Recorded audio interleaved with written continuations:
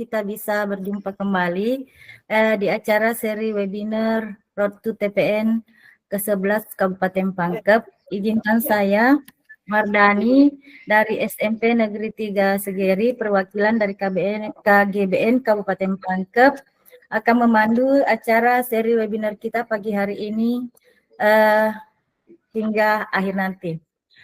Sebelumnya saya ucapkan terima kasih kepada para peserta sekalian, Bapak Ibu guru hebat sekalian yang sudah bersedia meluangkan waktunya sehingga untuk mengikuti webinar kita hari ini di sela-sela kesibukan penerimaan rapor dan persiapannya. Bagaimana kabarnya Ibu-ibu, Bapak Ibu sekalian? Alhamdulillah. Baik, Kami harap alhamdulillah.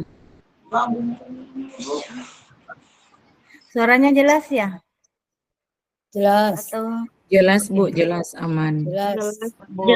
Jelas ya. Oke. Sebelum kita lanjutkan ke acara selanjutnya, ada baiknya kita berdoa bersama-sama sesuai dengan agama dan keyakinan kita masing-masing agar kegiatan kita hari ini dapat dinilai ibadah di sisi Allah dan memberi keberkahan bagi kita semua. Doa dipersilakan.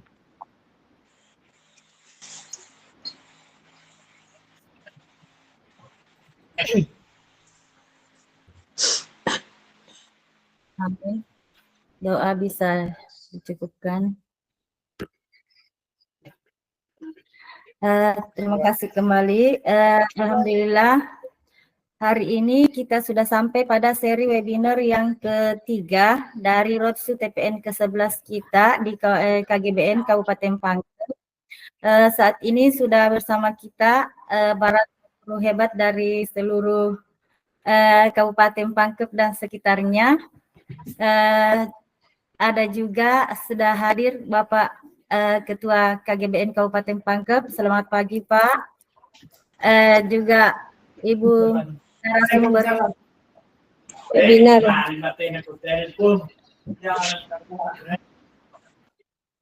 Ibu narasumber kita sudah bergabung di sini bersama kita, yaitu Ibu Karina sudah ada.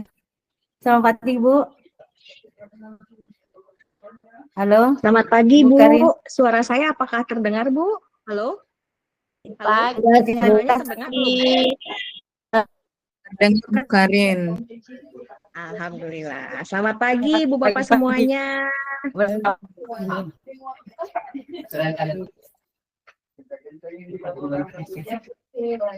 Ya. Selamat pagi. Ya, Bapak Ibu sekalian, Ibu Karin ini adalah pengelola divisi pelatihan dan pengembangan guru dan perpustakaan Kinaria Gagas di Sekolah Gagas Ceria. Ya, Bu. Betul Bu.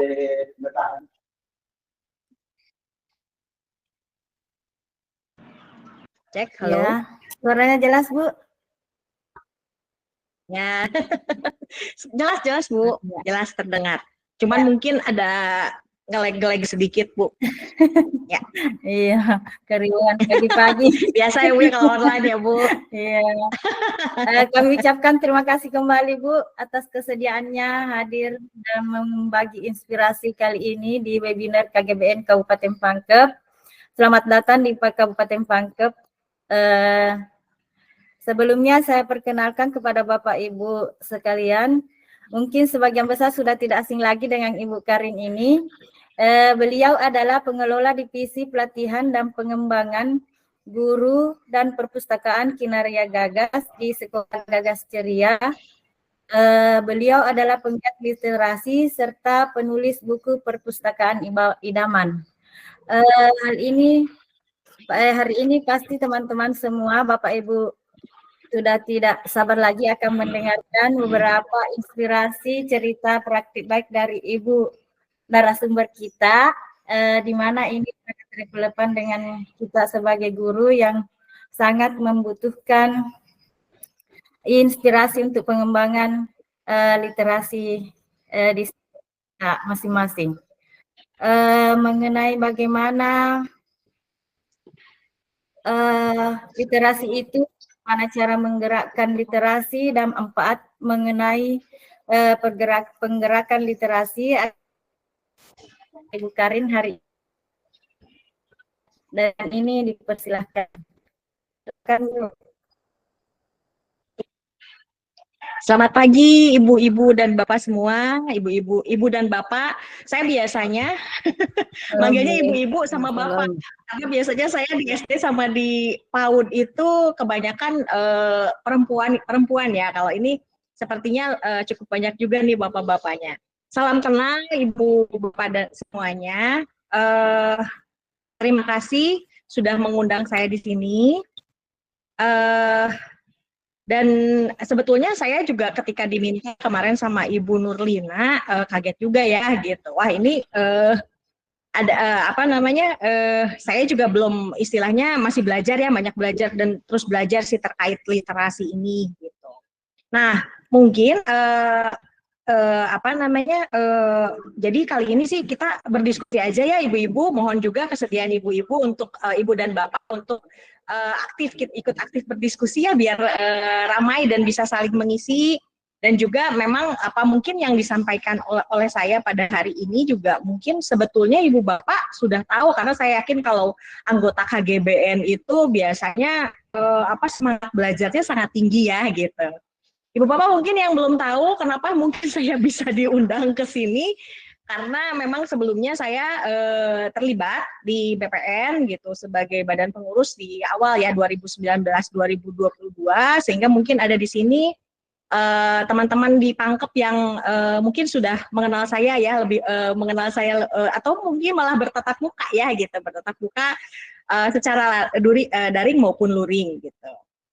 Nah dan beberapa waktu sebetulnya saya juga sering ibu bapak ke Sulawesi Selatan ya gitu, dan sempat juga gitu lewat aja tapi ke Pangkepnya gitu lewat aja untuk di Februari lalu saya juga sempat mampir di Pinrang ya, di Pinrang kemudian di Toraja. Hanya mungkin tidak banyak bertemu nih gitu dengan tidak sempat bertemu dengan teman-teman di Pangkep gitu. Oke, teman-teman, izin saya untuk share screen ya, boleh nggak ini, atau ini belum boleh share screen tampaknya? Ibu Mardani, terima kasih juga nih Bu Mardani sudah menemani saya di, nah sekali ketemu di kegiatan Puskurjar ya. Caleg-caleg ya, ibu-ibu bapak saya sudah sepuh, jadi kalau kadang-kadang sudah ketemu juga suka lupa gitu, dicolek-colek aja gitu ya. Kalau berarti bulan Mei kemarin, bulan Juni kemarin mungkin ya di kegiatan Puskurjar ada yang bertemu untuk ini ya, modul ajar ya, hasil dan penelaahan. Halo.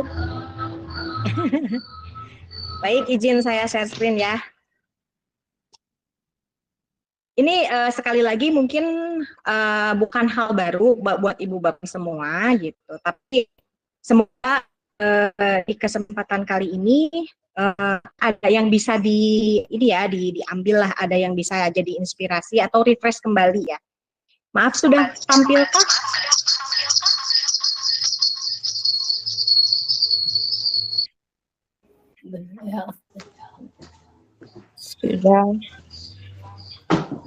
Sudah ya, sebentar. Ini saya tidak bisa lihat layar, mungkin harus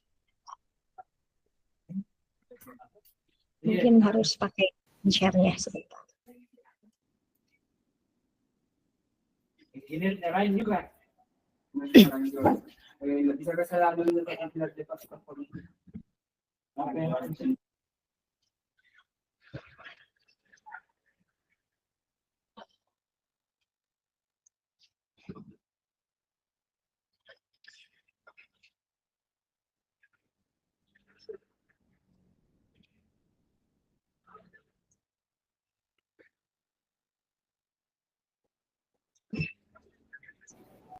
Iya, kelihatan sudah.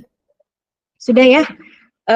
Nanti mohon bantuannya Ibu Mardani mungkin untuk di saya nggak tahu nih harus pakai lewat drive atau gimana, jadinya saya nggak bisa lihat ibu bapak nih peserta gitu. Jadi cuma bisa lihat slideshow saya ini. Apa harus di drive mungkin ya? Iya. Gitu. Sebentar. Jadinya saya tidak bisa melihat ibu bapak ini di sini. Oh, boleh kami bantu share Gimana screen, Bu? Bu? Maaf. Kalau boleh juga Atau kami bantu share screen, Bu. Atau Bu Mardani boleh. boleh. Atau saya yang share screen saja, Bu, gimana?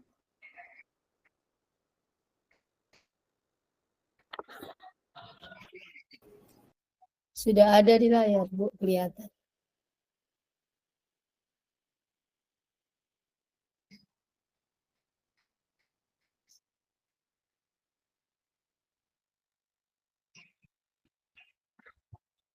Sudah nampak, Bu? Ya, sempat terputus jaringannya, maaf.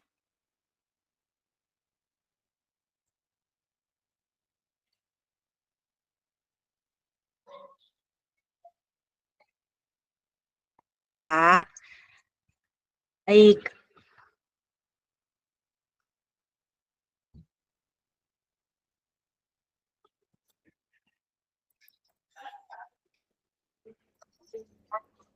Ya, tadi seperti mungkin kenalan sambil menunggu apa namanya PPT-nya. Kenalan dulu ya Ibu Bapak. Lebih jauh saya Karin Karina, sudah pasti dari Sunda kalau diulang-ulang. Tepatnya di Bandung. Saya domisili sekarang di Bandung, bekerja di divisi Kinaria Gagas. Kinaria Gagas ini sebetulnya divisi yang ada di Sekolah Gagas Ceria, berdampingan dengan Sekolah Gagas Ceria. Mungkin ada yang sudah pernah mendengar atau bertemu dengan teman-teman dari Gagas Ceria juga, baik secara daring maupun luring gitu ya.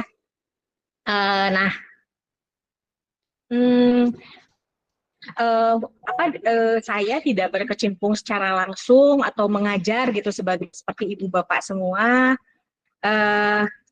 tapi saya banyak belajar atau banyak terlibat di literasi gitu, kemudian di perpustakaan dan juga di pelatihan dan pengembangan guru. Kebetulan Kinaria Gagas ini sebetulnya salah satu divisi yang mengembangkan karir protean guru, terutama di Gagas Ceria dan juga kolaborasi dengan guru-guru yang lain.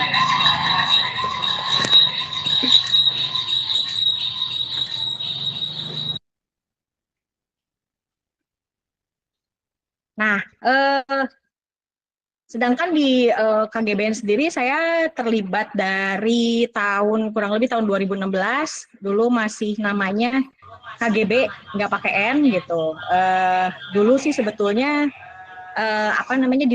diajak oleh Mas Bukik untuk ikut menggerakkan. Jadi sebelum ada guru penggerak yang sekarang diadakan sama pemerintah, KGB udah duluan memperkenalkan guru penggerak dan juga Merdeka Belajar gitu ya. Gitu. Nah, setelah itu berlanjut dan akhirnya tercemplung ya, dimasukkan langsung gitu, terlibat sebagai di BPN, di KGBN gitu, di kepengurusan KGBN di awal-awal gitu. Nah, senang sekali ternyata KGBN bisa berkembang dengan pesat. Sekarang udah berapa ya KGBN? Kayaknya mungkin udah lebih meluas lagi ya. Terakhir saya di 2022 itu masih sekitar 80-an KGBN-nya gitu di berbagai daerah. Mungkin sekarang udah lebih banyak ya Ibu Bapak. Nah, selain itu saya juga mungkin tadi ada yang bertemu saya di Puskurjar dari mulai tahun 2021 atau ketika awal Merdeka Belajar digaungkan gitu, itu sudah alhamdulillah sudah mendapat kesempatan untuk belajar di PAUD, khususnya untuk penyusunan modul ajar gitu. Nah, sekarang sedang menjadi fasilitator dan juga penelaah untuk kontributor modul ajar di PMM gitu ya, untuk PAUD-nya. Dan alhamdulillah di tahun sekitar ini sambil saya buka nih Ibu Bapak. Sudah ya, sudah dibukakan ya. Terima kasih loh.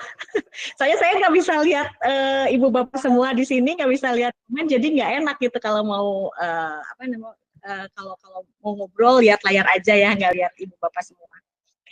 Oke, boleh di slideshow mungkin supaya lebih terlihat.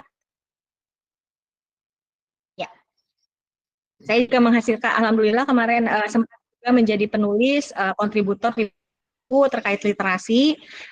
Literasi itu buku, ada modul ajar untuk KPK gitu, pemberantasan korupsi, pembelajaran anti korupsinya untuk tingkat TK dan sekolah dasar. Di situ ibu bapak nanti bisa googling ya gitu, ada menyemai benih integritas judulnya. Di situ juga ada rencana pembelajaran, inspirasi rencana pembelajaran untuk mengenalkan anti korupsi gitu kepada anak-anak. Kemudian ada juga kontributor untuk buku-buku literasi di dalam kelas, di sekolah. Di situ juga saya jadi kontributor. Dan yang terakhir, saya mungkin ibu-ibu nanti bisa cari di Erlangga, ada bukunya Perpustakaan Idaman. Gitu, Perpustakaan Idaman itu karya saya dengan Ibu Ika, diterbitkan oleh penerbit Esensi Erlangga. Baik, next. Oke, jangan dulu next. Nah, sekarang saya ingin tahu nih, ibu-ibu semua, boleh di chat ibu dan bapak semua. Menurut ibu bapak, sebetulnya topik kita itu akan berbicara tentang apa ya kira-kira? Literasi yang menggerakkan itu literasi yang seperti apa? Boleh dong Buku. komennya. Open mic. Membaca. Buku, tentang Membaca. buku. Membaca. Tentang buku. Membaca. Ada lagi mungkin? Membaca yang menyenangkan. Membaca yang menyenangkan, apalagi literasi digital. Oke. Tadi ini saya penasaran, ini soreang ada yang tempat namanya soreang juga ya di sana di Pangkep? Ada, apa Bu, soreang ada. di Bandung? Ada soreang. Di Bandung ada soreang juga ya. Memahami Lembang makna. juga ada, Bu. Lembang juga Lembang ada. ada. Ini Jawa Barat, Bandung yang meniru Pangkep apa Pangkep meniru Bandung ya? Ya. Bogor. Literasi, numerasi, memahami makna. Wah. Ya. Oke, ada lagi literasi yang menggerakkan, itu yang seperti apa ya? Membaca. Oke. Nah, Ibu, maaf ya sebentar. Bentar.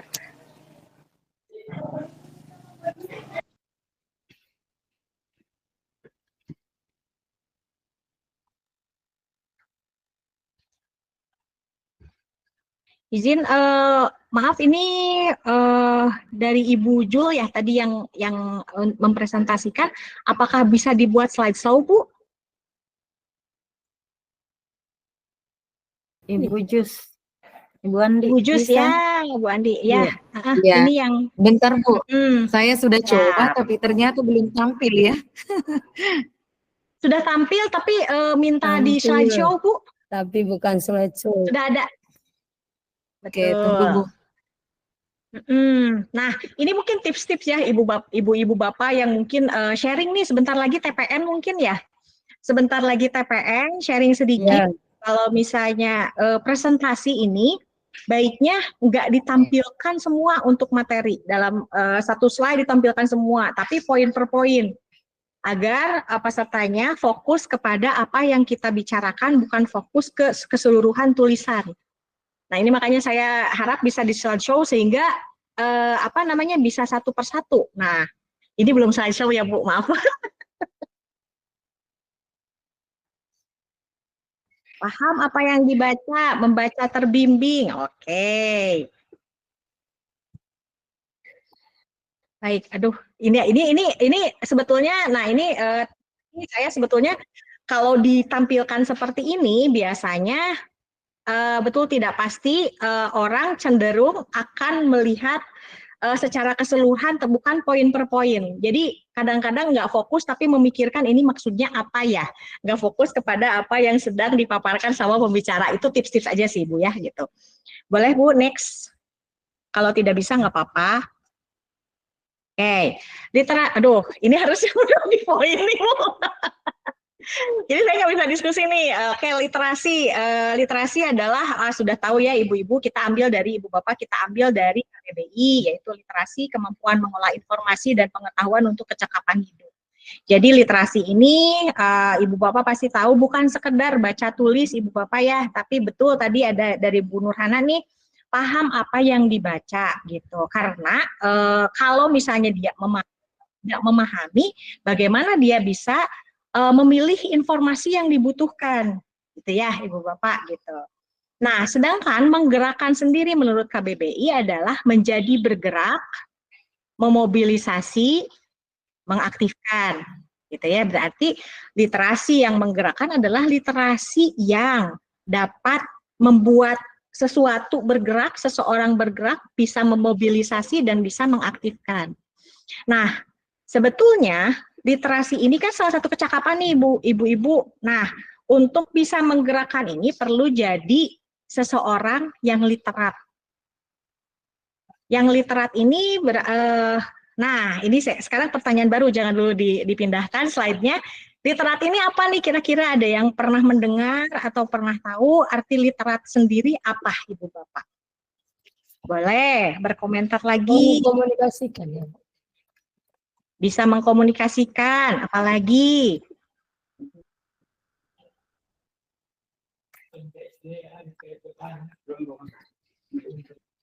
Mungkin nyambung.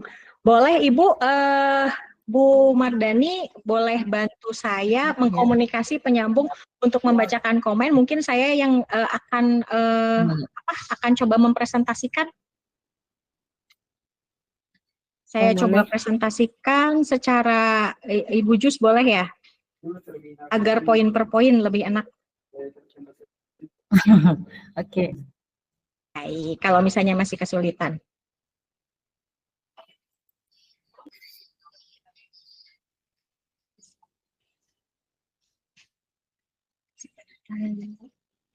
Berarti Ibu Karin yang ini yang share screen ya? Boleh Bu. Boleh ya Bu ya? Boleh. Iya, terima kasih Bu. Sudah tampil Bu? Sudah, tapi masih ini belum slideshow. Bilang lagi ya, sudah tampil lagi. Bentar ya. Masih memuat. Oke, sudah ada Bu? Ada. Sudah. Sudah ya, tadi boleh Ibu Mardani mungkin atau ada yang komentar lagi, literat itu apa ya? Boleh mungkin dibacakan. Dalam mengelola informasi. Boleh. Kemampuan dalam mengelola informasi, apalagi? Ya. Penyambung. Komunikasi, penyambung, ya. Ya. Baik. Nah, sebetulnya untuk sebetulnya tujuan kita kan untuk mendampingi anak belajar bersama anak adalah untuk belajar literasi dan kemudian menghubungkan dan mengintegrasikan literasi dalam keseharian adalah untuk menjadikan masyarakat menjadi lebih literat, benar nggak Bu? Bapak, menjadikan anak-anak menjadi seseorang yang literat. Tadi seperti yang Ibu-Ibu dan Bapak katakan, literat itu betul bisa mengkomunikasikan, misalnya menjadi penyambung lidah, bisa juga menjadi anak yang lebih bisa memilah dan memilih informasi secara baik. Nah, tapi ternyata proses menjadi literat itu sangat panjang dan membutuhkan proses yang terus-menerus, Ibu Bapak. Saya coba tampilkan lagi. Sebetulnya literat itu apa ya? Paham apa yang dibaca, ditulis, dan dikomunikasikan. Betul. Nanti tujuannya kalau literat itu memang untuk apa? Baik, kita coba. Nah, literat itu adalah, ini saya ambil di Kumparan ya, ada ada yang menulis di salah satu media platform digital, bahwa orang yang literat itu adalah orang yang mampu, yang adaptif. Yang kedua, yang bisa memberikan kontribusi positif, dan yang ketiga bisa memberikan solusi. Ini pas banget kalau lihat tadi pengertian literasi yang menggerakkan. Ketika dia menguasai literasi itu menjadi seseorang yang literat, otomatis dia bisa menggerakkan, dia adaptif, dia bisa menyesuaikan diri dengan berbagai keadaan. Dan dia dapat menggerakkan, berarti dia memberikan kontribusi positif kepada lingkungan sekitarnya gitu ya. Kemudian dia juga bisa karena dia literat gitu, dia menguasai kompetensi-kompetensi, dia menguasai literasi dasar, dia juga mempunyai karakter yang baik, dia juga bisa memberikan solusi yang baik gitu ya. Tapi untuk mencapai ini ternyata lumayan panjang Ibu Bapak. Mungkin ini pernah baca juga Ibu Bapak ya di beberapa artikel mungkin atau pernah mengikuti webinar. Ternyata untuk menjadi manusia atau manusia yang literat itu yang pertama baru satu, literasi dasar itu sesuatu yang satu hal yang harus dikuasai untuk menjadi manusia yang literat. Nih, ini sudah tidak asing pasti ya Ibu Bapak. Literasi baca tulis itu literasi yang baru part kecil aja baca dan tulis gitu. Baru memahami itu, baru membaca dan kemudian menulis itu baru part kecil. Padahal kita sebetulnya banyaknya menggaung-gaungkan baca aja gitu biasanya. Menulisnya suka lupa ya Ibu Bapak gitu. Kadang-kadang kita juga sebagai orang biasa diminta menulis ya, aduh apalagi menulis rapot ya Bu ya, sekarang harus pakai deskripsi, itu teh pusing ya Ibu Bapak gitu. Karena padahal menulis ini ya sesuatu yang literasi dasar yang memang harus dikuasai gitu ya oleh seseorang yang ingin jadi literat. Kemudian literasi numerasi sudah pasti bukan masalah matematik, tapi kemudian memahami bagaimana si numerasi ini bisa diterapkan dalam kehidupan sehari-hari. Terus literasi sains, literasi digital, literasi finansial, ini baru literasi yang dasar, yang harus dikuasai untuk proses menjadi manusia yang literat. Dan yang kedua,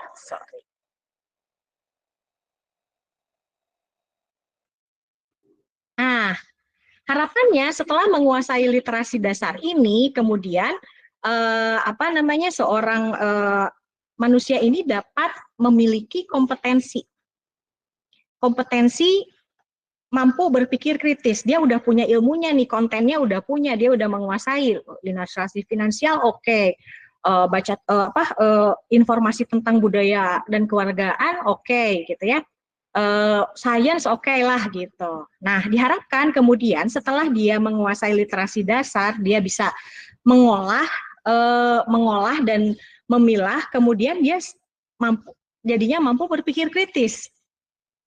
Karena bahan-bahan bacaan yang dibacanya sudah banyak, kemudian dia juga sudah paham ya, sehingga dia bisa mengkaitkan satu informasi dengan informasi lain untuk berpikir secara kritis.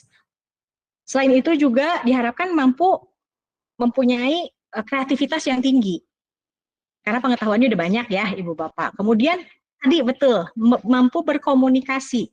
Dia bisa ngobrol sama siapa aja karena pengetahuan dan wawasannya luas gitu kan. Kemudian bisa juga berkolaborasi. Karena dengan dia ya kolaborasi itu berarti kan dia bisa saling mengisi dengan satu sama lain dan dia bisa di mana saja gitu karena sudah menguasai literasi dasar. Nah, tapi kompetensi dan literasi dasar ini tidak akan berarti jika tidak mempunyai karakter yang berkualitas. Nah, berat ya Ibu Bapak. Ini sebetulnya kayak bahasa dewa, tapi memang beginilah gitu. Untuk menjadi seseorang yang literat ini ternyata membutuhkan kecakapan-kecakapan, membutuhkan sifat selain kompetensi juga membutuhkan sifat dan karakter yang baik gitu ya. Ya kebayang kalau pintar, cerdas, tapi dia tidak religius misalnya, tidak nasionalis. Ya seperti sekarang mungkinnya Ibu Bapak gitu kejadiannya. Di mana negaranya, Ibu Bapak ngerasa nggak sih gitu kalau saya dengan adanya berbagai macam pajak yang makin tinggi gitu dan segala macam lah gitu, seolah-olah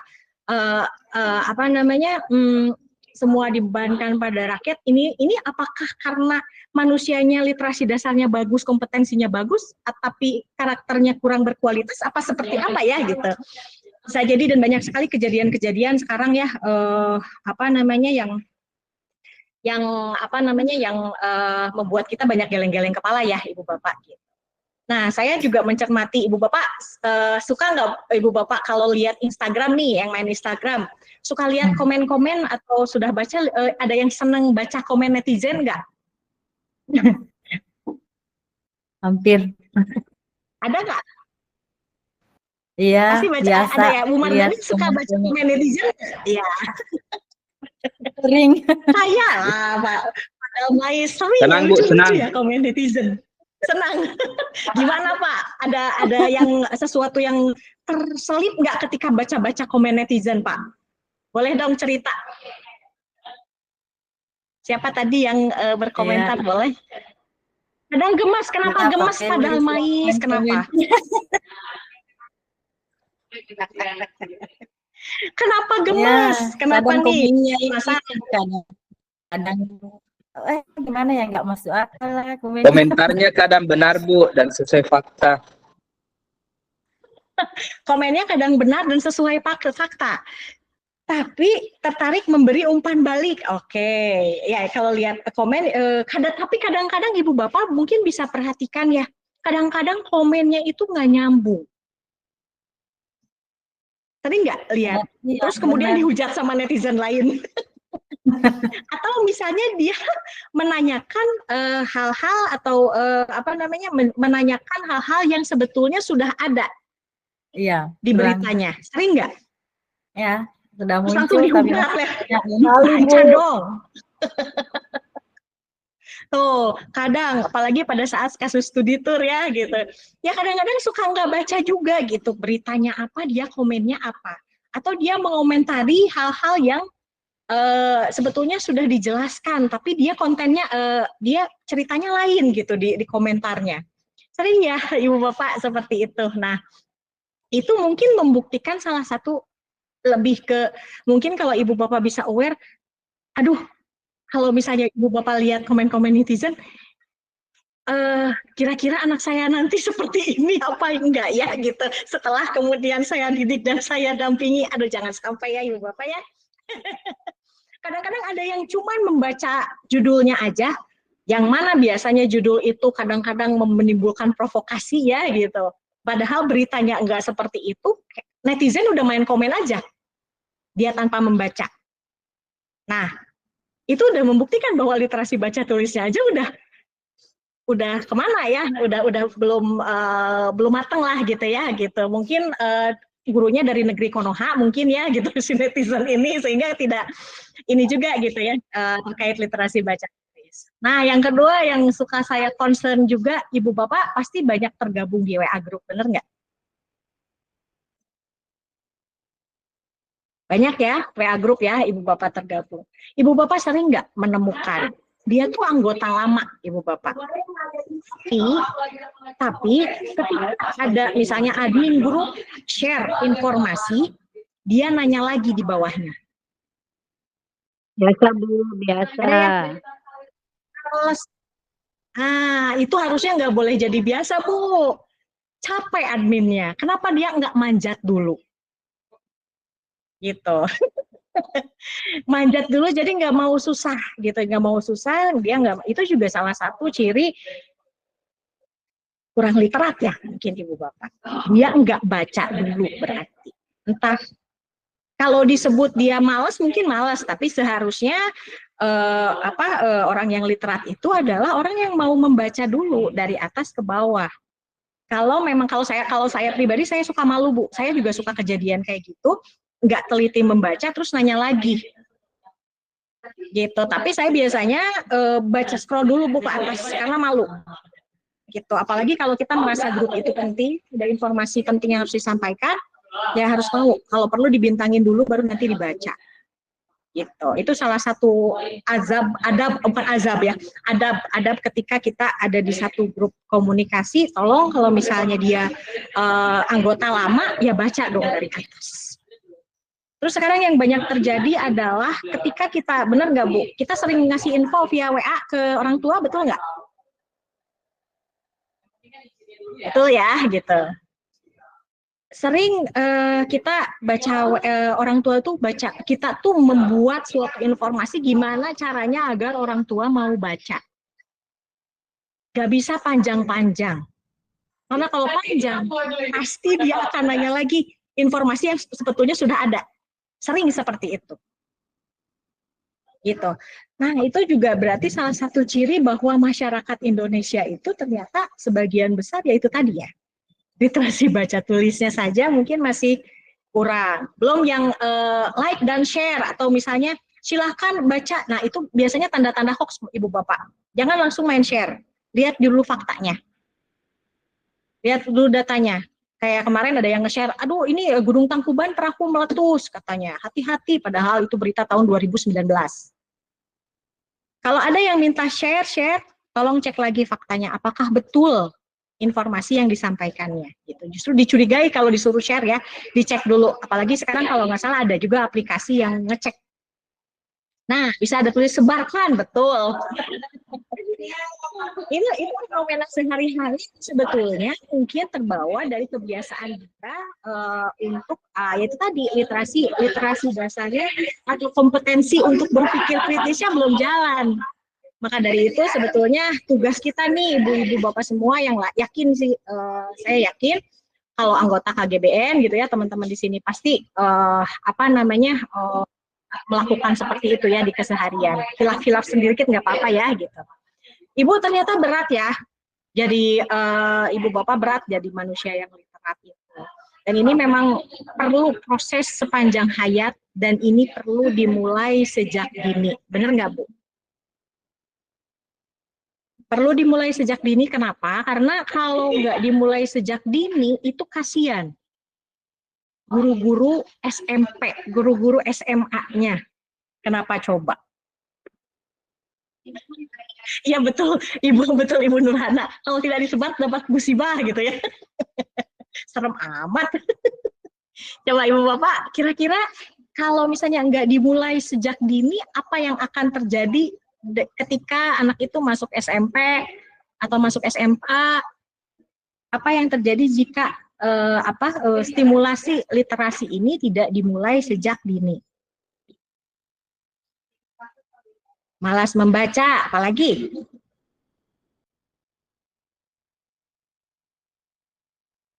Stres. Gurunya yang stres ini apa anaknya nih? Bisa kena tipu, mudah terbawa hoax. Oke. Seru nih. Nah, yang terjadi, yang inilah yang mungkin sekarang ibu bapak alami, terutama yang SMP sama SMA ya. Ibu bapak kalau dilihat pelajaran bahasa Indonesia lah yang memang terkait langsung dengan literasi misalnya, pasti bahan bacaannya sekarang udah sastra ya. Kalau memahami bacaan seperti itu pasti udah sastra yang tebal-tebal, betul nggak? Buku-bukunya. Dan kebayangnya ibu bapak itu dia, nak baca, ayo baca. Nah pertanyaannya adalah, anaknya susah baca, ini ibu bapak gurunya baca apa enggak? Ketawa. Nah, kasihan ya. Sebagian baca. Nah, kan kasihan Bu, kebayang nggak ibu bapak kalau misalnya nggak dimulai sejak dini, udah ibu bapak gurunya harus baca yang tebal-tebal, udah pula ibu bapaknya riwa atau harus memotivasi anaknya untuk terus membaca. Karena mungkin mulai distimulasinya sejak baru dari, atau misalnya tidak menjadikan itu sesuatu hal yang penting. Tapi bayangkan apabila kemampuan literasi ini mulai distimulasi sejak anak usia dini, kan enak ya ibu bapak. Anaknya TK udah udah didampingi untuk belajar, untuk pramembaca, untuk pranumerasi, praliterasi, udah didampingi, dibacain cerita dan sebagainya. SD-nya juga distimulasi sama ibu gurunya. Kenapa kalau PAUD lebih enak stimulasi? Karena buku bacaannya tipis-tipis ya. Kalau misalnya kita bacakan, betul nggak ibu bapak? Paling 30 halaman. Itu pun isinya gambar semua. Betul ya, sebagian besar gambar. Gambar semua, emang harus gambar semua, harus 90% gambar Bu. Nanti coba kita ini lagi ya, kita coba kita coba telah nanti terkait buku berjenjang nih Bu. Nah, kalau misalnya dimulai sejak dini, memang tugas-tugas guru-gurunya atau tugas orang tuanya adalah menjadikan role model. Bayang nggak? Kalau sejak SD jadi role model nih ibu bapaknya kan nggak susah ya, bacanya tipis-tipis. Nih nak, ibu juga baca nih, seru nih buku ini gitu kan. Udah, SSD distimulasi, SD-nya juga sama, SMP-nya kan tinggal guru-guru SMP-nya tinggal dia baca, kemudian sharing bareng sama anaknya. Bukan lagi, nah udah baca belum? Udah tamat belum? Nah bacanya, ayo nah baca. Karena ibu bapak gurunya terlalu sibuk memotivasi, dia sendiri nggak baca. Tapi kalau udah beres di TK, dari mulai PAUD sampai SD-nya, ya insya Allah gurunya tinggal baca, kemudian mereferensikan, nak kemarin nih bapak baca ini Pak, bagus sekali nih bukunya. Wah masa Pak, coba dibaca, nanti kita coba diskusikan bareng gimana menurut pendapat kamu. Kalau perlu dipancing dengan pertanyaan pemantik misalnya, tahu nggak misalnya anaknya lagi senang apa nih gitu. Lagi senang apa, lagi isunya yang lagi tren misalnya seperti apa, misalnya tentang studi tour. Ibu bapak menemukan satu referensi misalnya, itu dibaca, kemudian bisa anaknya membaca dan itu bisa jadi diskusi yang asyik. Kalau sekarang mungkin ibu bapak guru yang SMP SMA masih ada di tahap, banyak yang mungkin masih di tahap, ayo nah baca. Gimana caranya ini anaknya mau baca, ini anak kok belum paham, ini aduh nilainya jelek-jelek. Mungkin masih ada di tahap itu karena memang di SDS sama dia belum dimulai, tidak selesai. Iya. Nah, ya Bu, gitu. Jadi mulainya gimana tuh? Ya mulainya memang di sini ada guru-guru PAUD. Coba guru-guru PAUD, guru-guru SD boleh acungkan tangan atau reaction boleh? Banyak nggak? Yang guru SD ada. Guru SD. Oke. Ada ya guru SD. Oh baru satu orang nih. Bu Rosmini ada. Cukup banyak ya guru-guru SD, ada banyaknya rata-rata guru SD ya. Gitu. Semangat guru-guru tingkat dasar, PAUD juga semangat. Gitu. Oke, nah setelah yang SD nih saya pengen dengar nih, apakah betul tadi yang saya ceritakan untuk guru-guru yang SMP atau SMA? Ada yang mau raise hand cerita tentang memotivasi anaknya untuk membaca atau ini nilai-nilainya susah? Ada yang mau cerita? Ya, silakan Bapak Ibu yang mau berbagi pengalaman.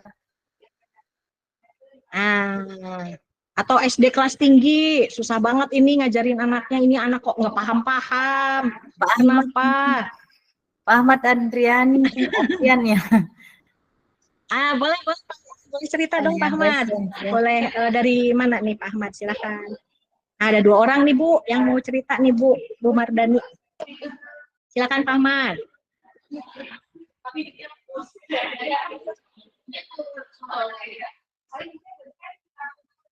Oke, ada yang mau cerita pengalamannya? Ibu Lis, boleh. Silakan Pak Ahmad. Mungkin tadi resennya cuma saya guru SD, katanya gitu mungkin Bu. Ya. Ada yang mungkin mau membagikan ceritanya, belajar mendampingi anak literasi di sekolah, boleh? Ya Bu. Boleh. Norhana. Tantangannya nih Pak Ahmad. Ibu Norhana.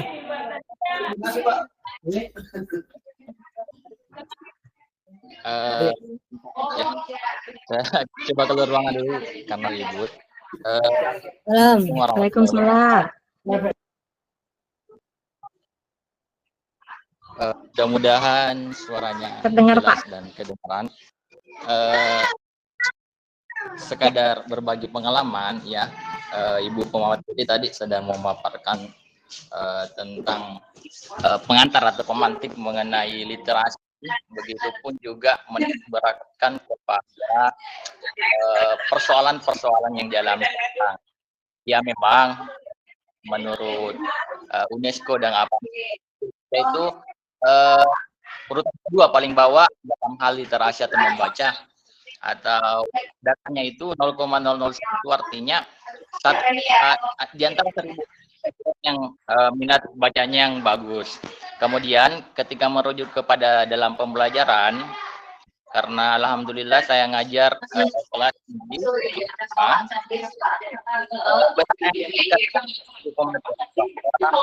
ketika kita membagikan literasi itu terlebih dahulu harus kita memberikan sebuah keteladanan. Itu rajin kita untuk membaca apa saja, ya, membaca buku pelajaran atau membaca buku-buku bacaan yang memang kita bawa, itu tentunya sedikit demi sedikit akan menciptakan sebuah tingkah yang ingin meniru kita, karena ini kita guru di dalam kelas adalah model. Jadi apapun yang kita lakukan dalam tanda petik positif atau negatif itu pasti akan diikuti oleh siswa. Kalau pengalaman saya di kelas saya memang beragam juga tentang membaca memahami.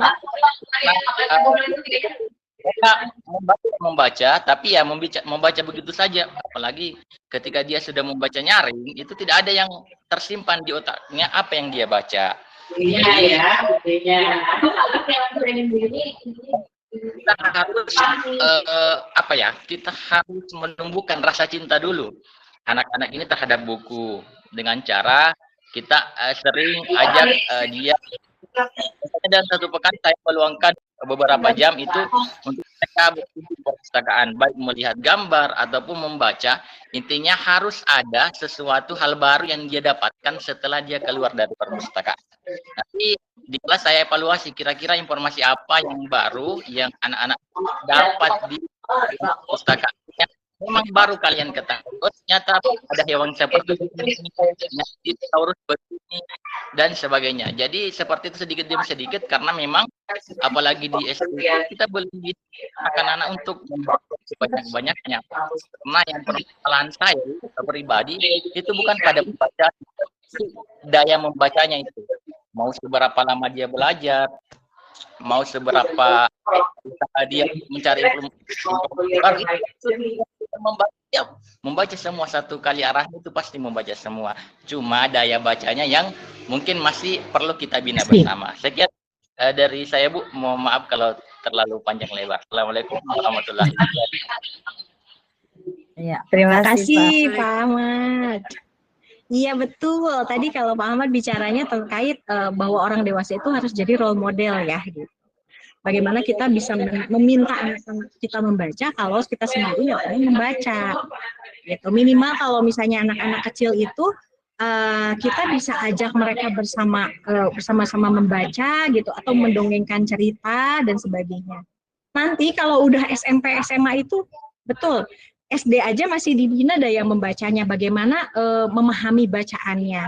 Kebayang kalau SMP SMA yang dimana tingkat bahan bacaannya akan lebih sulit ya, Ibu Bapak. Sudah pasti akan lebih sulit daripada SD, daripada TK. Bagaimana kalau dia bisa memahami bacaan di SMP SMA kalau di SD-nya tidak selesai? Jadi kalau membaca itu bukan semata-mata mendorong minat atau budaya baca, tapi lebih jauh lagi bagaimana mendorong agar yang membaca itu memahami bacanya. Untuk itu kalau misalnya dari anak usia dini itu sebetulnya yang pertama dikenalkan adalah membaca gambar dulu. Bukan simbol huruf, tapi gambar-gambar itu menjadi satu media untuk anak-anak belajar membaca kalau usia dini. Karena kalau gambar itu lebih konkret daripada simbol-simbol huruf ya Ibu Bapak gitu ya kalau untuk anak usia dini ya. Jadi kalau anak usia dini itu boleh nggak diajarin baca tulis? Boleh, tapi sesuai dengan perkembangan anaknya. Boleh diajarkan simbol-simbol, tapi setelah dia paham untuk apa simbol-simbol itu, kenapa saya harus baca simbol itu. Cara biar anak harus tahu kenapa dia belajar simbol, itu adalah dengan banyak kita ceritain buku. Ketika kita bercerita buku bergambar, kita tunjukkan ciri-cirinya. Sehingga anak kemudian paham, oh itu ada maknanya ya simbol-simbolnya. Ibu bapak di sini ada yang punya balita dan pernah dibacakan cerita? Ada ya pasti ya gitu. Pasti suka dibacakan cerita lah sama ibu bapaknya gitu. Ada ya ibu bapak. Nah, ketika dibacakan, nah ibu bapak pernah nggak anaknya minta dibacakan satu cerita berulang-ulang? Itu lagi yang jadi anak kayak punya buku favorit sering ya gitu ya. Nah, terus ibu bapaknya kalau udah gitu pernah nggak karena malas udah capek lelah kemudian dilewat ceritanya? Pernah nggak Bu? Pernah? Dipotong-potong. Saya sih dipotong ya, pernah. Sering. Pasti protes, bener nggak? Anaknya protes kan? Nah, Pernah. itu sebetulnya salah satu memancing anaknya suka protes ya gitu. Nah itu dibacakan cerita di buku dan sekali-kali dilewat itu salah satu memancing anak biar mau baca, biar mau belajar baca. Makanya belajar baca biar itu ceritanya kayak gimana ibu bapak. Jadi itu salah satu memancing. Dan dengan kita membacakan cerita untuk anak setiap hari, bahkan kalau di Bandung itu ada dosen yang dia bacakan buku read aloud gitu ya, membaca nyaring sampai anaknya SMA. Ke mahasiswanya dia baca nyaring, baca terbimbing gitu ya, barengan gitu, ada di pandu. Gitu. Nah ternyata dengan membacakan cerita dari buku setiap hari ke anak gitu, kemudian anaknya lama-lama jadi tertarik, dia juga coba membacakan gambarnya mula-mula, kemudian dia tahu oh ternyata di gambar ini ada simbol-simbol yang ada artinya, dia kan penasaran tuh. Jadi di situ curiosity atau rasa ingin tahu anak kepancing terus dan akhirnya dia mencoba membaca gitu. Dan percayalah ibu bapak, kalau di TK, alhamdulillah kalau di TK saya, anak saya dulu tahu-tahu bisa baca sendiri ibu bapak. Saya nggak pernah ngajarin, paling cuma ada lambang-lambang huruf di rumah, tahu-tahu lah, kok udah bisa baca. Ternyata memang prosesnya itu panjang, dari mulai mengenal bentuk Bu, segitiga, bulat, jadi nggak dipaksakan anaknya harus menulis ABCD, enggak. Justru waktu PAUD itu yang apa namanya, yang penting itu anaknya dilatih untuk kelenturannya dengan cara menggambar. Mungkin ini juga bisa bermanfaat nih untuk guru-guru SD, terutama yang kelas-kelas kecil ya, yang fase A ya gitu.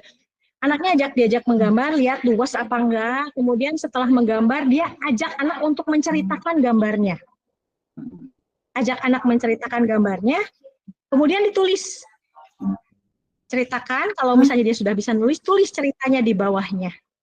Di situ anak dibiasakan untuk mulai menulis, dia juga bisa melatih tangannya luas gitu.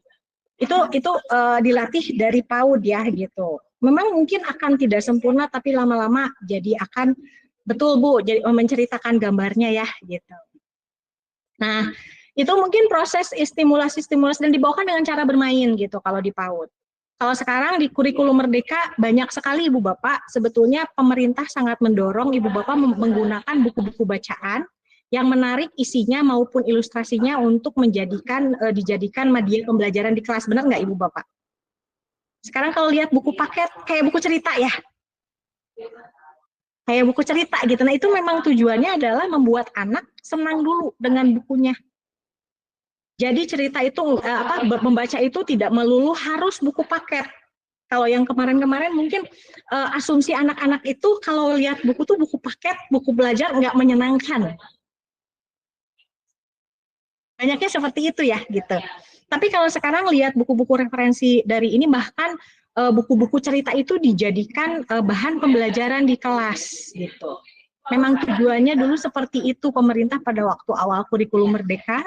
Pemerintah itu ingin book-based activity atau kegiatan-kegiatan yang basisnya dari buku, sehingga lebih bermakna, lebih kontekstual, lebih konkret.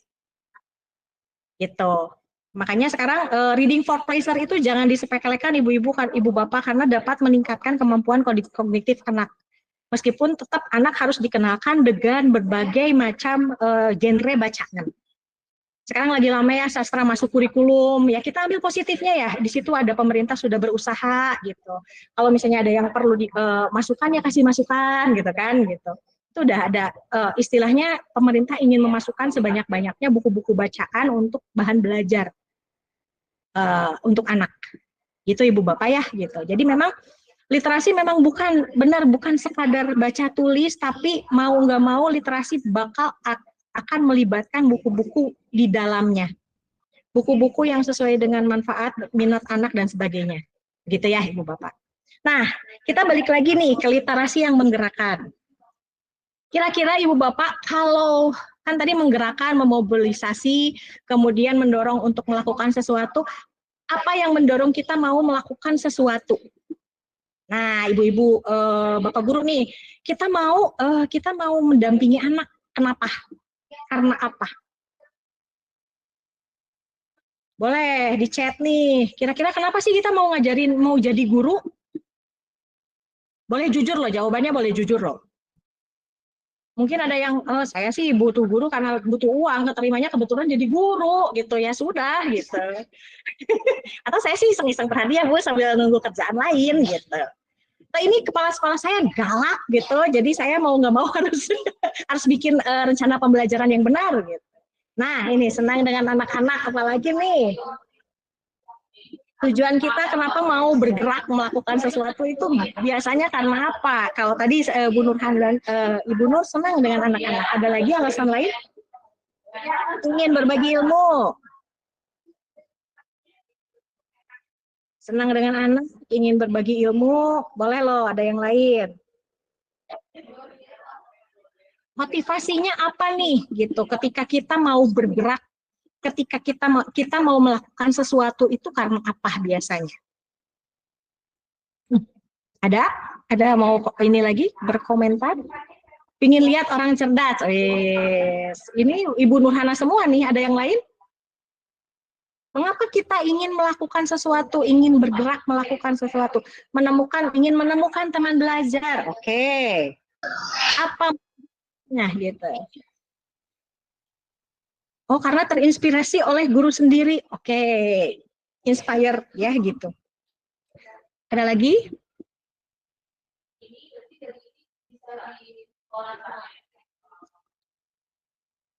Menemukan teman belajar. Ada lagi? Boleh open mic juga boleh. Silakan boleh kira-kira apa lagi nih alasan Ibu Bapak kita mengajar, kita juga belajar. Wah, ini Bu Nurhana juga senang belajar. Panggilan jiwa untuk bisa melihat pendidikan dengan lebih baik ya. Ini alhamdulillah ya, kalau dilihat ini motivasinya bagus-bagus ya gitu. Karena ada tujuannya ya Bu ya gitu. Kita mau belajar kita mau bergerak karena ada tujuannya. Kita lihat tujuannya gitu ya Bu. Maksud Bu itu ya. Ada lagi? Kenapa kita mau bergerak? Kenapa setelah kita menguasai literasi kemudian kita mau menggerakkan? Jadi guru, alhamdulillah ada pahalanya Zaria. Yang terakhir finansial. Benar Ibu, Bu Nurhana ini save the best for last ya, terakhir finansial. Ada yang resen Bu, mungkin Ibu Lis Suryas. Ada yang mau dibagikan Bu Lis? Atau Ibu Nurhana mau bagi langsung? Ya Ibu Nurhana. Atau mungkin kepencet aja ya. Baik, kita lanjut ya.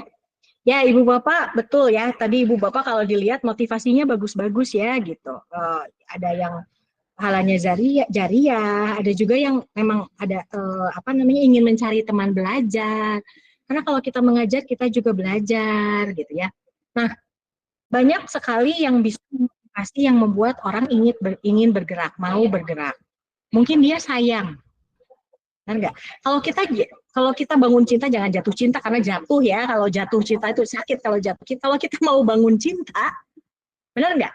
Kalau kita merasa tertarik, sayang sama seseorang, kita akan melakukan apa saja untuk orang yang kita sayang. Benar nggak? Benar ya? Kita mau berkorban apa saja, yang kita nggak bisa juga jadi bisa, yang nggak bisa masak juga jadi, saya mah pengen buatin bakal makan siang untuk yang tersayang misalnya. Dia dirinya untuk, benar nggak Bu? Dia akan melakukan berbagai macam cara karena ingin menyenangkan, ingin ingin istilahnya ingin tampak baik untuk orang yang disayanginya. Iya benar. Ingin yang terbaik. Bener ya gitu. Bener Terus banget. bener, merasakan sendiri pasti ya di sini, apalagi yang udah berkeluarga ya. Dulu waktu zaman pacaran, iya. Biasanya seperti itu ya gitu, karena kita sayang, karena kita semangat, karena kita ingin melakukan yang terbaik. Tapi ada juga yang misalnya mungkin melakukan karena tugas. Karena tugas, karena tanggung jawab, karena saya udah terlanjur jadi guru gitu ya. Nah, kita coba lihat hal-hal yang yang menggerakkan ya, menggerakkan. Mengapa mau bergerak? Nah, karena tugas tadi, kewajiban saya udah jadi guru nih, saya harus melaksanakan tugas saya sebagai guru yang baik untuk anak-anak. Karena ingin dipuji, mungkin ya gitu, mungkin juga karena saya ingin dipuji sama atasan, saya ingin mendapat apresiasi dari atasan. Karena hadiah, karena mungkin yang misalnya berhasil membuat rata-rata nilai anaknya rata-rata nilai anaknya bagus, akan dapat hadiah mungkin gitu ya, umroh misalnya gitu ya. Wah, saya harus ini nih, harus semangat gitu. Kemudian mungkin takut karena mungkin ada tekanan dari atasan, bisa jadi. Tapi ada juga yang karena memang senang, saya senang sama anak-anak tadi ya, senang mengajar, senang belajar, hobi. Bisa jadi karena memang hobi saya mengajar, boleh loh hobi mengajar, nggak apa-apa ya gitu. Atau karena ingin tahu, penasaran. Saya ingin bergerak, saya ingin melakukan karena saya penasaran tentang bagaimana sih cara menangani anak-anak misalnya. Ada juga yang rasa sayang tadi yang saya bilang ya. Ada juga motivasi lainnya. Nah, ini yang dari luar, ini dari tugas, hadiah, pujian, rasa takut itu disebutnya motivasi ekstrinsik, Ibu Bapak. Mungkin ini pernah dengar lah Ibu Bapak ya. Kita refresh lagi. Atau sesuatu yang mempengaruhi dia bergerak berdasarkan berasal dari luar. Ada faktor lain yang menjadi pemicu. Nah, sementara kalau senang, hobi, ingin tahu, rasa sayang itu motivasi intrinsik. Waduh, ini loncat, intrinsiknya. Gitu. Nah, menurut Ibu Bapak, kira-kira agar kita mau bergerak itu yang bagus tuh motivasi yang mana nih Ibu Bapak? Ekstrinsik apa intrinsik? Boleh dijawab. Yang intrinsik apa? Intrinsik. Ada lagi? Intrinsik, oke.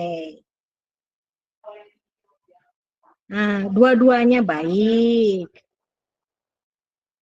Oke. Iya, dari dalam. Sip. Tapi tetap dipengaruhi oleh ekstrinsik. Oke, baik. Saya jadi pengen tahu kenapa intrinsik dan kenapa juga yang tadi jawab dua-duanya. Boleh dong open mic? Alasannya apa ya gitu. Kenapa yang ada yang milih intrinsik tapi ada juga yang memilih dua-duanya juga lebih bagus nih. Boleh Bu Nurhana nih ya? Ya. Silakan Bu. Assalamualaikum warahmatullahi wabarakatuh. Waalaikumsalam. Ya, sebenarnya kenapa saya memilih faktor dari dalam? Karena sekuat apapun orang dari luar untuk mengaruhi, tapi kalau dari dalam diri mereka sendiri tidak mau, itu agak susah biasanya Bu untuk digerakkan. Itu aja Bu. Makasih. Oke. Meskipun gimana juga kalau ekstrinsik dia nggak yakin, dia nggak mau ya Bu ya bergerak, ngapain sih gitu kan? Begitu ya Bu ya. Oke. Nah, sekarang pengen tahu nih yang jawab dua-duanya tadi, boleh dong open mic. Boleh Bu Madani jadi dibantu. Bu Panasrul ya. Ya, betul Bu. Ya, Assalamualaikum warahmatullahi wabarakatuh. Silakan. Waalaikumsalam. Bagi pribadi saya, motivasi itu harus dua-duanya, Bu. Selain didukung dari dalam, kita juga harus memiliki motivasi dari luar untuk melakukan sesuatu. Seperti itu. Jadi terjadi antara keseimbangan antara kemauan dari dalam dan dukungan dari luar. Seperti itu. Terima kasih. Assalamualaikum warahmatullahi wabarakatuh. Baik, waalaikumsalam. Ya, betul juga ya, Pak Nasrul. Meskipun kita alangkah bagusnya jika kita mempunyai motivasi intrinsik, tapi juga yang ekstrinsiknya ini ya, turut mendukung ya, gitu. Ya, tapi kalau misalnya kita lihat yang lebih bertahan lama itu yang mana? Yang intrinsik ya. Tadi banyak yang jawabnya intrinsik. Ya, memang mungkin kenapa? Karena kalau intrinsik itu datang dari dalam diri. Itu tadi kata Bu Nurhana ya gitu. Kalau misalnya kita punya belief, punya keyakinan di dalam diri, ya kita lakukan, jadinya melakukan. Motivasi ekstrinsik bisa jadi motivasi pada saat awal kita berkegiatan atau kita melakukan sesuatu, bisa jadi ya.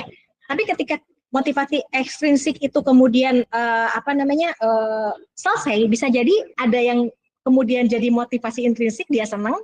Misalnya tadi nih kecemplung jadi guru nih misalnya. Awalnya mungkin karena dia tugas, karena dia ya mau nggak mau saya diterimanya kerjanya jadi guru.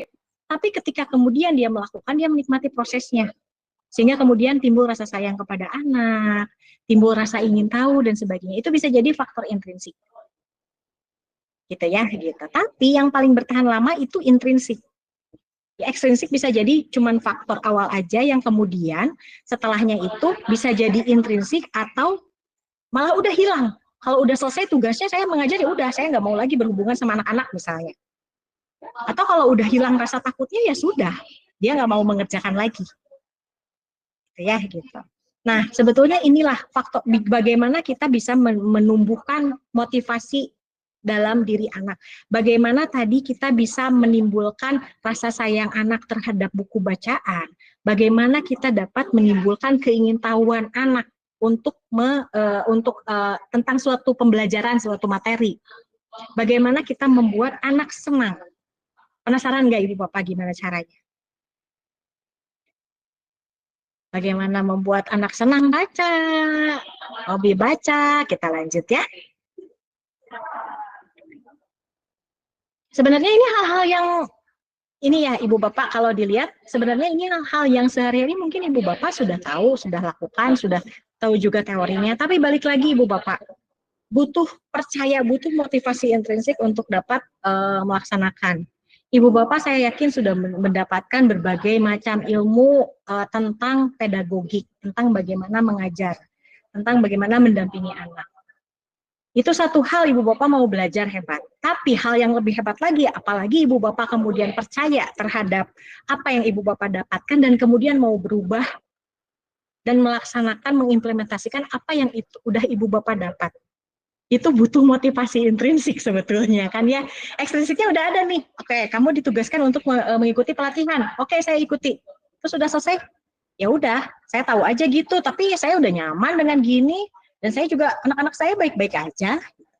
Butuh kepercayaan tadi ya, butuh motivasi dalam diri bahwa ketika saya menjalankan, ketika saya mendapatkan pelatihan ini, kalau saya menjalankan, anak saya akan jadi lebih baik lagi kualitasnya. Anak saya akan menjadi manusia yang literat.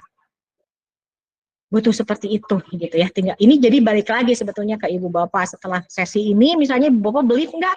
Iya nih penting anak-anak untuk bisa menumbuhkan motivasi intrinsik anak agar bisa menjadi manusia yang literat misalnya. Oke, kita lanjut ya. Ada Bu cara-cara, ini banyak dia sebetulnya banyak Ibu Bapak bisa banyak belajar dari internet. Bagaimana menumbuhkan motivasi intrinsik?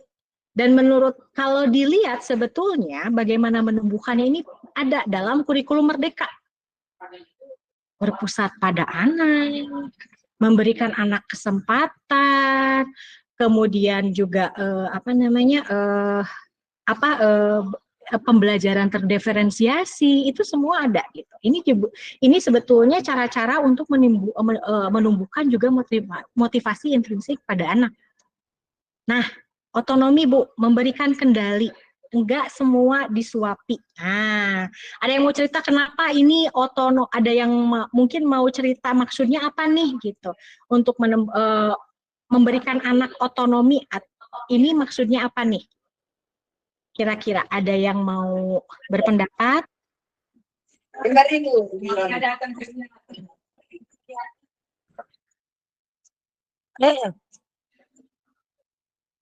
Sudah ada Bu suaranya Bu, saya Bu, terdengar lagi Bu?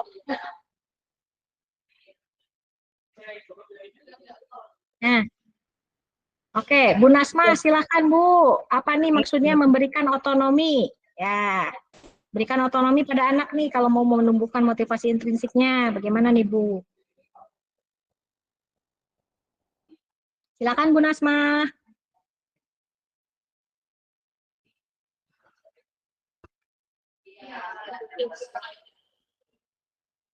Boleh berpendapat di chat juga silakan ya. Apa sih maksudnya memberikan anak otonomi untuk menumbuhkan motivasi? Kebebasan membeli buku, memilih apa yang mau dibaca. Iya. Anak memilih ya, memberikan kesempatan untuk melakukan sesuatu ya, untuk melakukan sesuatu. Betul. Gitu. Jadi kita nggak selalu harus mendikte anak A, B, C, D. Bagaimana kita sebagai guru, betul, menentukan pilihan, memberikan pilihan-pilihan pada anak. Melakukan pembelajaran terdiferensiasi sesuai dengan potensi dan keunikan anak masing-masing. Gitu ya. Kalau di PAUD biasanya suka ada salah satu terdiferensiasinya ada pilihan main yang mana anak bisa memainkan yang mana dulu. Gitu ya, gitu. Sehingga anak juga tapi pasti kemerdekaan itu, otonomi itu harus ada kesepakatannya. Karena merdeka itu bukan merdeka tanpa ada aturan ya Ibu Bapak, tetap merdeka yang bertanggung jawab. Tetap ada kesepakatannya. Itu justru tugas kita sebagai fasil. Tapi kita tetap memberikan pilihan, enggak anak pokoknya kamu harus misalnya membuat proyeknya harus bentuknya poster.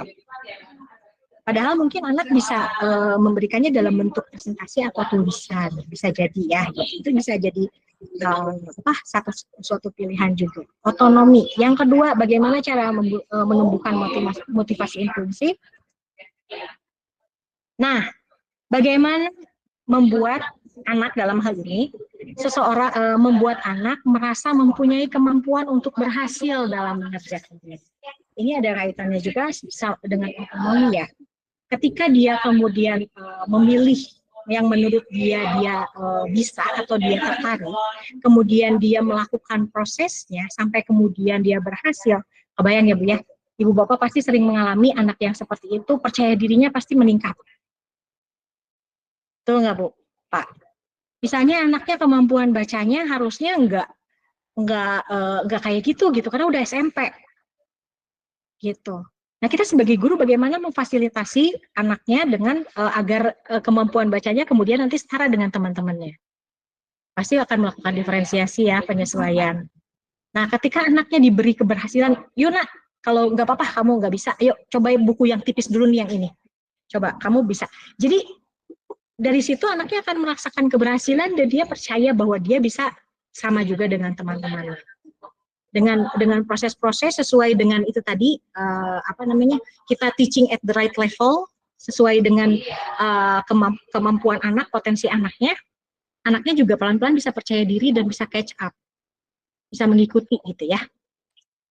Keterhubungan, nah ini dia ya, membangun bonding, merasa terhubung dengan orang lain, merasa diperhatikan, ini mah udah kayak memang fitrah manusia ya, harus seperti ini, harus merasa diperhatikan, enggak segan sama guru, enggak takut mengeluarkan pendapat gitu, berekspresi, tentunya tetap dengan cara-cara budaya kita ya gitu, yang sopan dan sebagainya gitu kataku. Dan yang terakhir adalah relevansi. Nah, ini penting. Ini juga yang jadi Ibu Bapak mungkin pada zaman kita dulu ketika ketika sekolah sering nggak Ibu Bapak belajar suatu hal, tapi kita tuh ini buat apa sih belajar kayak gini? Sinus kosinus, tangan kotangan, nggak penting, sering nggak seperti itu?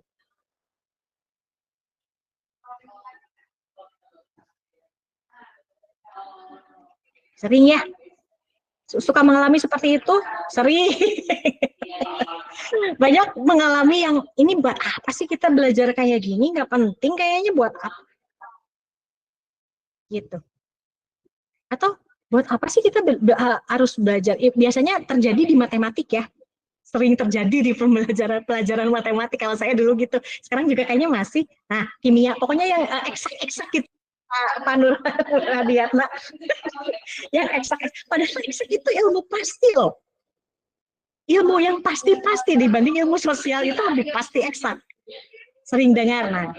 Nah ini justru tugas ibu bapak, bagaimana memfasilitasi anak agar anak belajar itu tahu sebetulnya kenapa dia belajar itu.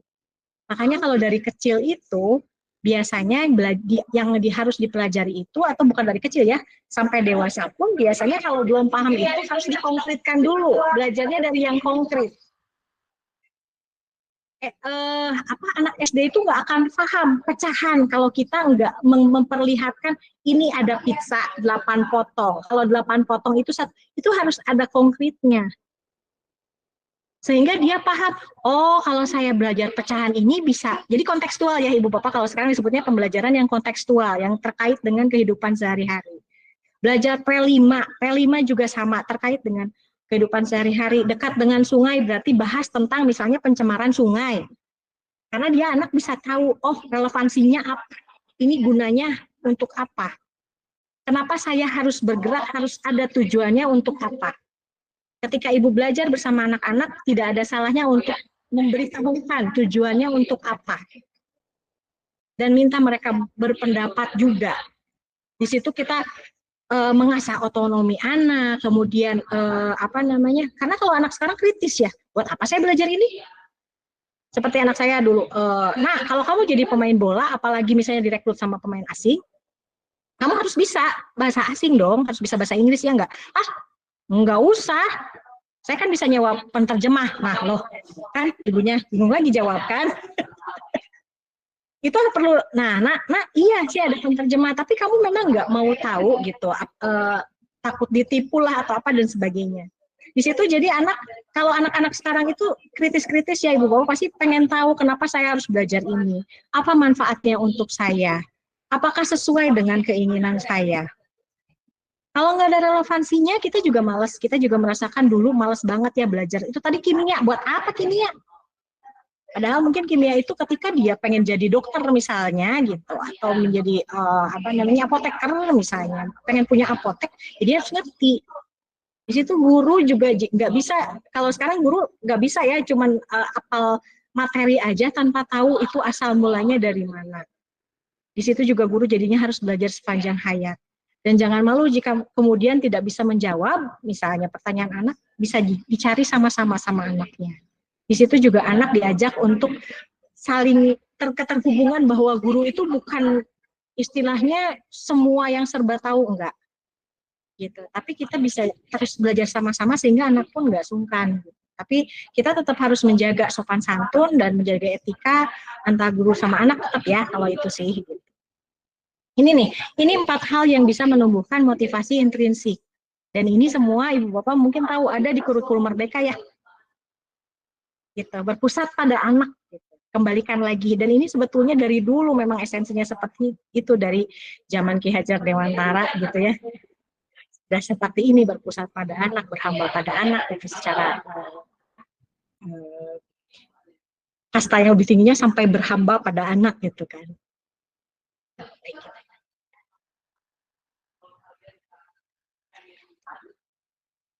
Nah ini promosi sedikit. Ini buku yang saya buat Ibu Bapak, kalau misalnya lagi iseng jalan-jalan di toko mungkin mau menghidupkan perpustakaannya, mati suri, boleh silakan ya Ibu Bapak gitu dicari. Nah ini di sini, nah selain tadi dukungan Ibu Bapak sebagai fasilitator gitu, yang kemudian menumbuhkan motivasi intrinsik anak-anak ketika melakukan pembelajaran, Ibu Bapak selalu ingat ketika merancang suatu rencana pembelajaran, itu melihat apakah sudah menumbuhkan motivasi intrinsik, apakah sudah berpusat pada anak gitu ya. Itu bisa jadi suatu panduan juga. Oh ini saya udah ngasih otonomi nih ke anaknya. Oh ini saya sudah ngasih pilihan nih ke anaknya. Saya juga sudah menjelaskan juga atau memberi informasi yang cukup pada anak bahwa relevansinya apa nih belajar ini. Saya juga sudah, kalau PAUD SD itu sudah mengajarkan pada anak mempersiapkan rencana pembelajaran dari yang konkret dulu sebelum ke yang abstrak. Gitu ya. Kalau sudah begitu, hal berikutnya adalah bagaimana lingkungan bisa kemudian mendukung. Ya tadi yang ekstrinsik yang bisa motivasi dari luar juga tetap perlu ya, dukungan lingkungan juga tetap perlu. Gitu ya. Kenapa? Karena kalau misalnya belajar literasi tanpa ada tadi, kata Pak Ahmad, ada role model guru dan orang tua. Kita meminta orang tua untuk membacakan cerita untuk anak, mungkin untuk yang PAUD dan SD, SMP, SMA mungkin bisa mengajak orang tuanya untuk bedah buku suatu waktu, untuk menghidupkan perpustakaan juga gitu ya, untuk yang SMP, atau memberikan parenting untuk orang tua tentang pentingnya membaca, tentang pentingnya literat untuk menjadi manusia yang literasi untuk menjadi manusia yang literat gitu ya. Ini perlu role model gitu ya dari orang tua dan guru. Yang kedua adalah media dan fasilitas belajar. Apakah fasilitas dan media dan fasilitas belajar yang mendukung terutama untuk pelaksanaan literasi di sekolahnya sudah mumpuni? Dalam hal ini berarti perpustakaan, buku bacaan, dan kondisi lingkungan yang kaya literasi. Kalau di tempat kami, ini perpustakaan kebetulan perpustakaan anak, tapi buat umum. Kita ingin jadi mempunyai perpustakaan yang menjadi jantung sekolah. Yang namanya jantung memompa darah, masuk darah itu kalau jantungnya mati, otomatis sekolah mati. Itu kita justru menjadikan perpustakaan sebagai tempat berkumpul, tempat bertukar informasi. Bukan mati suri ya Ibu Bapak gitu. Perpustakaan bukan menjadi gudang, tempat buku ditaruh sudah. Gitu. Perpustakaan bukan tempat menyimpan buku-buku paket yang harusnya dibagikan kepada anak. Tapi pusat itu diskusi, meneliti, kegiatan-kegiatan kreatif untuk anak. Kegiatan kreatif itu bukan cuma yang melibatkan buku, tapi bagaimana juga bisa mendatangkan anak ke perpustakaan dengan syarat perpustakaannya sudah nyaman untuk anak, untuk siswa. Buku bacaannya sudah komplit, sudah banyak variasinya, yang bisa menimbulkan rasa ingin tahu anak atau siswa, yang bisa dijadikan bahan-bahan referensi penelitian mungkin untuk SMP, SMA. Lingkungan kayak literasi, yang seperti apa lingkungan kayak literasi? Di mana-mana buku disebar. Jangan ada lagi buku-buku yang ditaruh di ruangan kepala sekolah sehingga mau pinjam pun takut, gitu ya. Nah, perpustakaan harus keren betul Ibu. Tapi yang kejadian sekarang masih banyak gitu sekolah-sekolah yang menomorduakan perpustakaan gitu. Padahal Ibu Bapak bayangkan, meskipun sekolah itu mempunyai buku bacaan yang bagus-bagus, tapi nggak ada tempat untuk mengelolanya, sayang dong, asetnya nanti hilang semua, dibawa pulang nggak balik lagi. Padahal itu kan aset ya, aset yang itu untuk semacam tabungan nanti ketika anak tabungan yang baru bisa dituai, diambil ketika anak nanti kita jadi alumni ya, gitu, anaknya berhasil gara-gara banyak baca di sekolahnya dan sebagainya gitu. Jadi lingkungan kayak literasi ini Ibu Bapak mungkin bisa dicontohkan nih di sekolah saya ada yang namanya kami sekolahnya SD, TK sama SD. Nah salah satu program di sekolah saya yang SD itu ada namanya buku rekomendasi. Jadi anak-anak diminta untuk membaca buku-buku pilihan dari mana? Dari anak juga, dari guru juga gitu, hasil kurasi minimal 21 tahun. Dan ini tingkat kesulitannya akan terus bertambah sampai kelas 6. Ini sebetulnya bentuk agak sedikit dipaksa, tapi sebetulnya mengkondisikan lingkungan supaya anaknya tetap baca. Dan itu dimasukkan ke dalam penilaian di pelajaran bahasa Indonesia. Gitu. Anaknya kita sediakan pilihan bukunya itu 1 tahun nggak cuma 20 tapi 30 sampai 40 judul. Sehingga anak tetap bisa mempunyai otonomi untuk memilih. Dan itu pun 1 tahun hanya 20. Paling sedikit anak-anak masih bisa meminjam buku lain yang dia sukai gitu. Itu kita kondisikan, kita itu sudah jalan dari tahun 2017 gitu ya. Sebelum sekarang, nanti saya jelaskan lebih lanjut tentang buku berjenjang. Sebelum ada peraturan tentang buku berjenjang dari pemerintah, itu kita sudah galakan dan hasilnya memang sekarang sedang diteliti gitu. Tapi dari nilai, dari kalau dilihat raport pendidikan yang dikeluarkan sama sama pemerintah, itu nilai literasinya udah bagus kita gitu, udah 90 sekian %. Itu menunjukkan bahwa buku bacaan buat reading for pleasure itu nggak apa-apa, Ibu Bapak, jangan disuruh berhenti baca kalau lagi baca buku cerita, udah kamu belajar. Lah itu lagi belajar loh, baca buku cerita.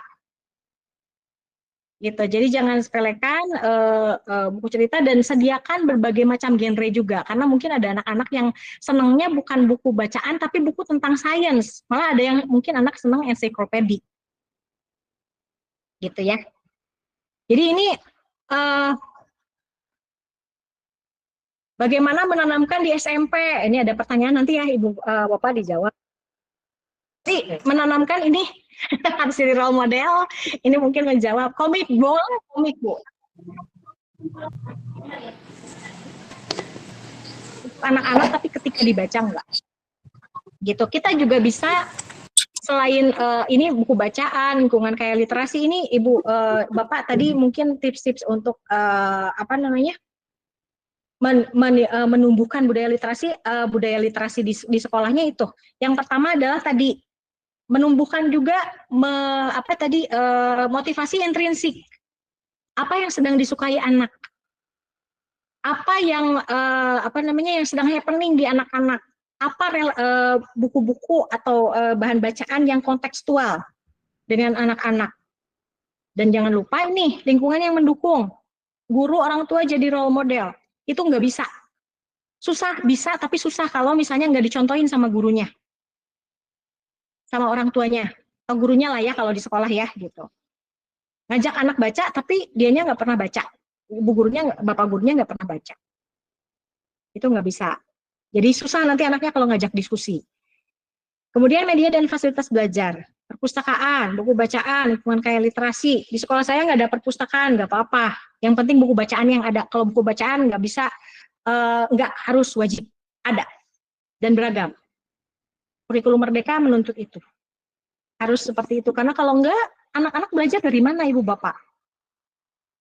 Ya, gitu. Justru anak-anak bukan ada Google, ya. Tapi Google juga butuh kemampuan anaknya untuk memilah dan memilih informasi mana yang betul. Karena enggak semua informasi dari Google itu betul. Hindari penugasan yang cuma copas. Tapi penugasan itu yang harus melibatkan pemikiran kritis anak, menggabungkan beberapa artikel yang kemudian dia bisa memecahkan masalah dari bahan bacaan atau artikel-artikel tersebut. Gitu ya. Berikutnya apa? Kolaborasi semua pihak. Ini nggak bisa terjadi gitu jika nggak ada dukungan dari stakeholder, nggak ada dukungan dari orang tua, nggak ada dukungan dari kepala sekolah, misalnya, atau ketua yayasan, yang mana nggak perlulah beli buku bacaan buat apa, buang-buang uang. Nah, itu akan susah. Perlu dukungan dari berbagai pihak untuk menjadikan suatu komunitas yang bisa membentuk suatu budaya baca. Gitu. Ya, apalagi kalau misalnya ada sekolahnya dari PAUD itu udah enak. Harusnya dari PAUD udah mulai stimulasi, sehingga kemudian ketika SD, SMP, SMA itu anak tinggal ngikutin.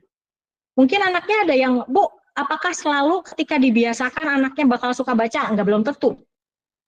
Tapi kemudian ketika itu tadi ya dibiasakan, lingkungannya dikondisikan, minimal dia sudah terpapar bacaan, dan kemudian terpapar banyak bacaan, dan dia dengan sendirinya mampu memahami banyak bacaan, sehingga dia pun bisa menjadi manusia yang literat, bisa memadukan berbagai informasi untuk bisa memahami bacaan untuk memecahkan masalahnya sehari-hari. Gitu. Bisa jadi, Bu, ada anak yang sudah di ini tapi nggak suka baca, tapi minimal ketika dia PAUD dan SD stimulasinya udah cukup. dari guru-gurunya, dari orang tuanya. Sehingga ketika nanti SMP dia mulai kenal sama hal-hal lain, mulai banyak yang sesuatu yang mendistraksi. Sebagai remaja kan biasanya gitu ya, ingin dicoba dan sebagainya. Minimal dia udah tahu bagaimana memanfaatkan bahan-bahan bacaan untuk misalnya dia belajar di kesehariannya. Gitu ya. Ini mungkin sering dengar ibu-ibu bapak ya, it takes a whole village to raise a child. Gitu. Butuh sekampung untuk membesarkan satu anak, dan ini betul gitu, nggak bisa dipungkiri lagi. Nah, kalau tadi, nah ini ibu bapak, ini kalau tadi kita bicara bagaimana guru-guru memfasilitasi anaknya, menumbuhkan motivasi intrinsiknya, melihat lagi program pembelajaran itu sudah bisa menimbulkan, mengembangkan motivasi intrinsik atau enggak, apakah lingkungannya juga sudah mendukung untuk kemudian anaknya bisa berliterasi di kesehariannya. Nah ini sih sebetulnya bonus gitu. Mungkin ibu bapak ada yang sudah tahu, ada atau yang belum. Mungkin ada yang mengeluh, saya ini enggak kepala sekolahnya nih, biasanya saya belum dikasih ini sama kepala sekolahnya belum belum memberikan izin nih, belum jadikan buku bacaan sebagai prioritas misalnya. Ini ibu bapak sekarang bisa mengakses sistem informasi perbukuan Indonesia. Ini udah bagus bu bukunya. Saya coba buka ya. Ada yang pernah mengakses ini ibu bapak? Ada yang sudah pernah mengakses? Sibi? Adakah? Sudah. Nah, Saya sudah. sudah. Mana bu? Udah. Buku-bukunya? Ini itu buku praktek, buku untuk mengajar. Stevie. Lengkap Bu, bukunya. udah baca atau lengkap bu? Ada buku apa aja bu? Buku ada ya, buku-buku cerita juga ada. Sempat baca juga yang buku-buku Buku cerita ada ya bu ya? Buku-buku referensi juga ada ya bu ya? Itu anak saya yang SD itu bukunya bu, karena di sekolahnya kurang bukunya, jadi saya ambilkan di situ. Nah, betul bu. Ini coba kita tampilkan ya ibu bapak sebentar.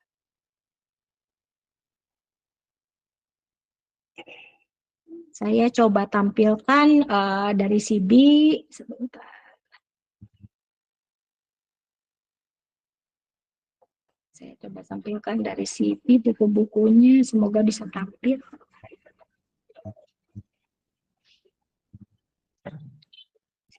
Jadi memang di pemerintah ini sekarang sudah banyak sekali buku-buku yang disediakan yang bisa dipakai untuk pembelajaran atau sekedar membaca untuk rekreasi ya, membaca reading for pleasure, sehingga ini bisa membantu ya untuk tadi sekolah-sekolah yang belum buku-buku bacaannya belum lengkap lah ya gitu.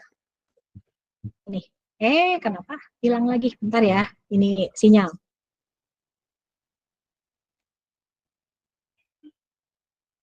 Reza, kursi rodanya kakek nak, siapin nak. Sebentar. Tanya kakek uangnya. Iya, tunggu dulu.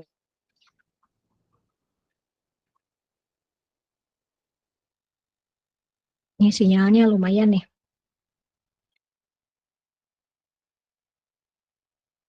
Kenapa ya? Bentar ya ibu bapak. Ini dibukanya saya kebetulan harus di Mozilla Firefox gitu, jadi agak lama juga ini ngaksesnya.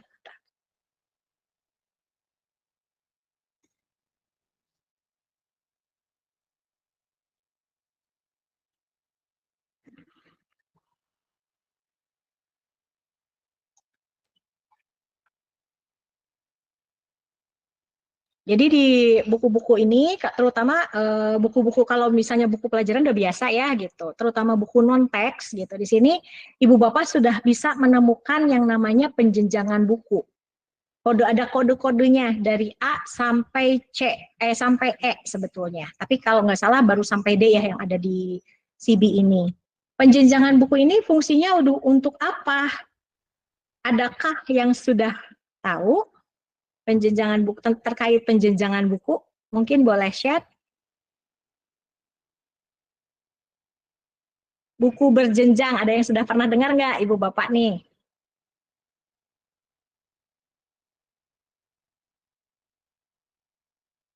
Adakah yang sudah pernah mendengar tentang buku berjenjang? Belum, Bu? Oke. Oh ya ini, betul ini. Bukunya seperti ini. Nah, betul ya Bu ya, bukunya seperti ini ya Bu. Posisinya. Apakah sudah tampil? Sudah Bu, tampil sudah. Sudah. Ini nanti bisa di-download ya? Ibu, Cari aja Bu betul, sendiri. bisa di-download. Bisa download. Nanti misal nih, saya coba klik pembaca dini yang A. Nah, keluar. Ini cocok untuk TK. Di sini kita pakai, di sini di luar. Nah, di sini udah ada bisa baca online atau bisa unduh PDF. Saya coba baca online. Tuh. Ini udah kekinian ya Ibu Bapak gitu. Belajarnya tentang emoticon coba di handphone. Ini bisa di-download gitu ya. Ketika sinyal kuat silahkan di-download. Bagus Bisa untuk apa namanya? Betul Bu tuh. Ini untuk yang A. Kita coba lagi buka yang lain ya. Bagaimana dengan nah ini ada yang namanya pembaca semenjana. Pembaca semenjana ini yang sudah mahir. Oh. Kenapa? Karena ketika dibuka ini adalah bentuknya sudah novel Bu, udah 100 halaman. Gambarnya udah kurang kayak. Iya, betul. Banyaknya tulisan, Bu. Iya. Tapi memang kan kalau SMP SMA udah nggak lucu lagi ya, meskipun kita juga masih seneng ya baca buku-buku anak. Tapi udah apa namanya? Ya udah waktunya membaca yang lebih kompleks ya. Sebentar ini gimana bacanya ini ya. Tuh. Oh iya masih lah, iya. Masih ada gambar lah ya, gitu. Tapi lebih illustrated book. Jadi buku yang ada ilustrasinya, bukan picture book ya. Nah, seperti ini. Ibu sekarang silakan Ibu Bapak ya explore. Ada nanti saya share juga. Saya sudah share tadi PPT-nya ke Ibu Dina ya, Ibu Dani udah. Ya. Sampai yang E juga ada. Bisa ini makin bisa. Kalau Ibu mau tentang teks kurikulum Merdeka ada. Tinggal dicari buat jenjang PAUD, buat bacaan, ini buat guru-gurunya mungkin ya, gitu. Silakan Bu, ini diakses CB ini pemerintah sangat membantu sekali sih, gitu dengan adanya ada CB ini, gitu. Dan ini tidak perlu istilahnya mau di-download, dibaca nanti juga ketika ada WiFi misalnya, nggak usah terlalu online, ini bisa. Begitu. Yang besar motif 6. Gitu. Nah, tadi tentang penjenjangan buku ya, ada untuk pembelajaran matematika Bu, coba nanti dieksplorasi ya. Tadi ada tentang latihan-latihan soal juga kalau saya lihat ya Ibu Dania gitu. Iya. Nah, saya ingin cerita sedikit tentang buku berjenjang. Buku berjenjang itu tadi ada yang belum belum tahu lah ya buku berjenjang itu apa. Kita coba penjenjangan buku itu adalah buku-buku itu dijenjangkan, dikategorikan sesuai dengan kemampuan baca anaknya, Ibu Bapak. Jadi bisa jadi nih sebetulnya anak itu kan beragam kemampuan bacanya. Tadi seperti saya bilang ada yang anak SMP tapi kemampuan bacanya masih seperti SD. Nah ini kita bisa fasilitasi sebetulnya dengan buku-buku bacaan sesuai dengan kemampuan bacanya. Jadi bukan usia, bukan kelas, tapi kemampuan baca. Kita coba ya, kita buka ya.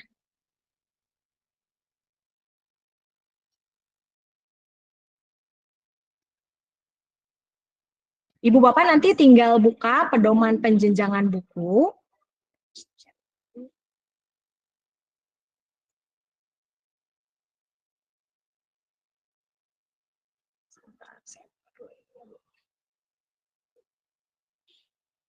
Tinggal apa kata kuncinya adalah pedoman penjenjangan buku. Cari aja, nanti bisa di-download. Itu bisa jadi panduan ibu bapak untuk mencari buku bacaan yang sesuai dengan range usia anaknya.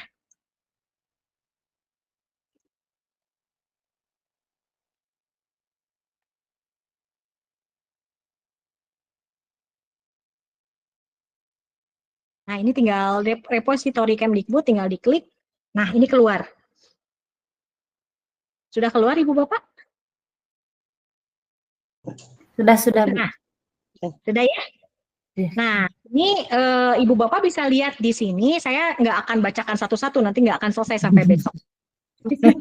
Ini tentang pedoman perjenjangan buku. Jadi di pedoman ini dibagi menjadi kategori jenjang A, B, C, dan D, dan E. A jenjang pembaca dini, B jenjang pembaca awal, C jenjang pembaca semenjana, D jenjang pembaca madya, E pembaca mahir. Jadi ini bisa sampai dewasa. Karena mungkin yang dewasa juga kemampuan bacanya bisa jadi masih A ya, atau C misalnya. Di sini lengkap Ibu Bapak panduannya. Saya scroll sebentar aja ya untuk menunjukkan. Nih ada tabel-tabelnya, klasifikasinya yang seperti apa nih kalau pembaca dini. Pembaca yang umurnya mungkin masih 0 sampai 7 tahun ya, baru pertama kali dikenalkan dengan buku dan memerlukan pendampingan atau perancah. Ini ada kalau pembaca awal B1, B2, B3 karena mungkin ini jenjangnya lebih anak-anaknya lebih range-nya lebih banyak ya sehingga B ini dikategorikan menjadi B1, B2, B3. Matriksnya ada nih Ibu Bapak jangan khawatir yang kayak gimana buku jenjang A. Nah, deskripsinya ada, komponennya ada, bukunya seperti apa ada, kemudian harus berapa halaman, berapa kata gitu. Ini tinggal dibaca. Untuk Ibu Bapak tadi yang SMP gimana nih bisa milihin nih kira-kira kalau yang SMP cocoknya untuk usia berapa? Di sini kita nggak ada kalau di sini pedomannya itu nggak ada Bu yang usianya buat usia SD kelas 2 nggak ada. Tapi range karakteristiknya seperti ini biasanya keterangannya. Perkiraannya 0 sampai 7 tahun misalnya untuk yang A. Untuk yang B1 perkiraannya untuk anak usia 6 sampai 8 tahun. Bisa jadi lebih rendah, bisa jadi juga lebih tinggi. Ibu Bapak di sini yang harus mengenali anaknya, kemampuan bacanya kira-kira range-nya ada di usia berapa. Iya. Ketika sudah ada buku bacaan bisa memilih juga punya otonomi. Oh saya kemampuan bacanya masih di sini. Dan ada buku disediakan. Begitu. Itu mungkin sedikit Ibu Bapak tentang penjenjangan buku ini semoga bisa membantu juga Ibu Bapak ketika mencarikan atau sumber bacaan untuk anak.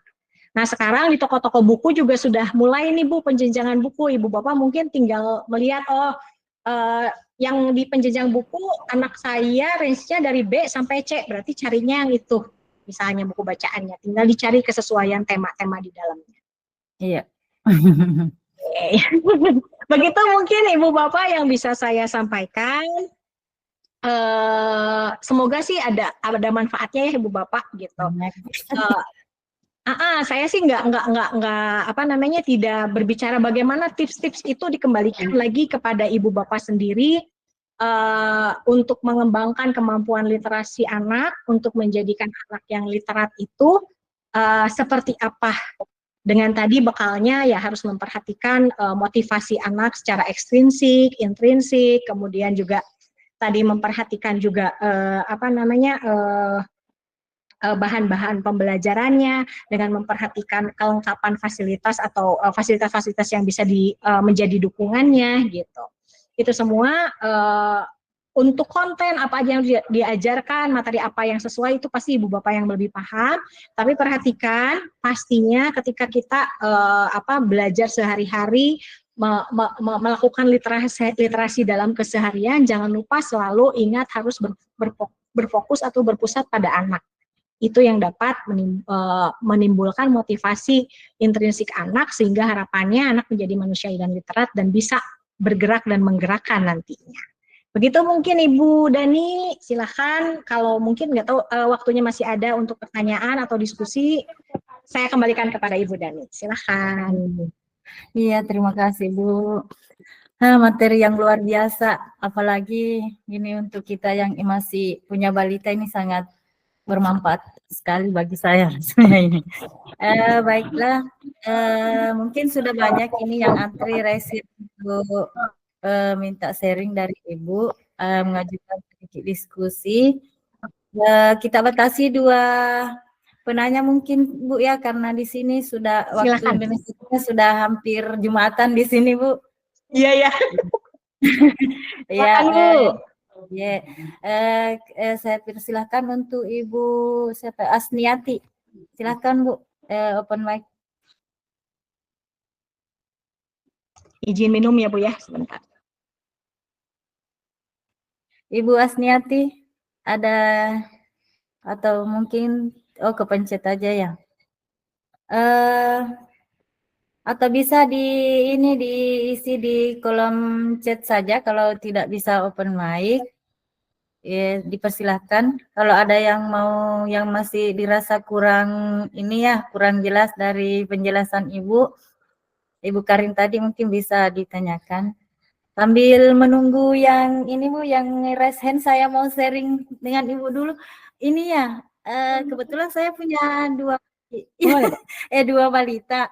Emang benar ya Bu, yang ini minat baca untuk laki-laki dengan perempuan itu beda ya?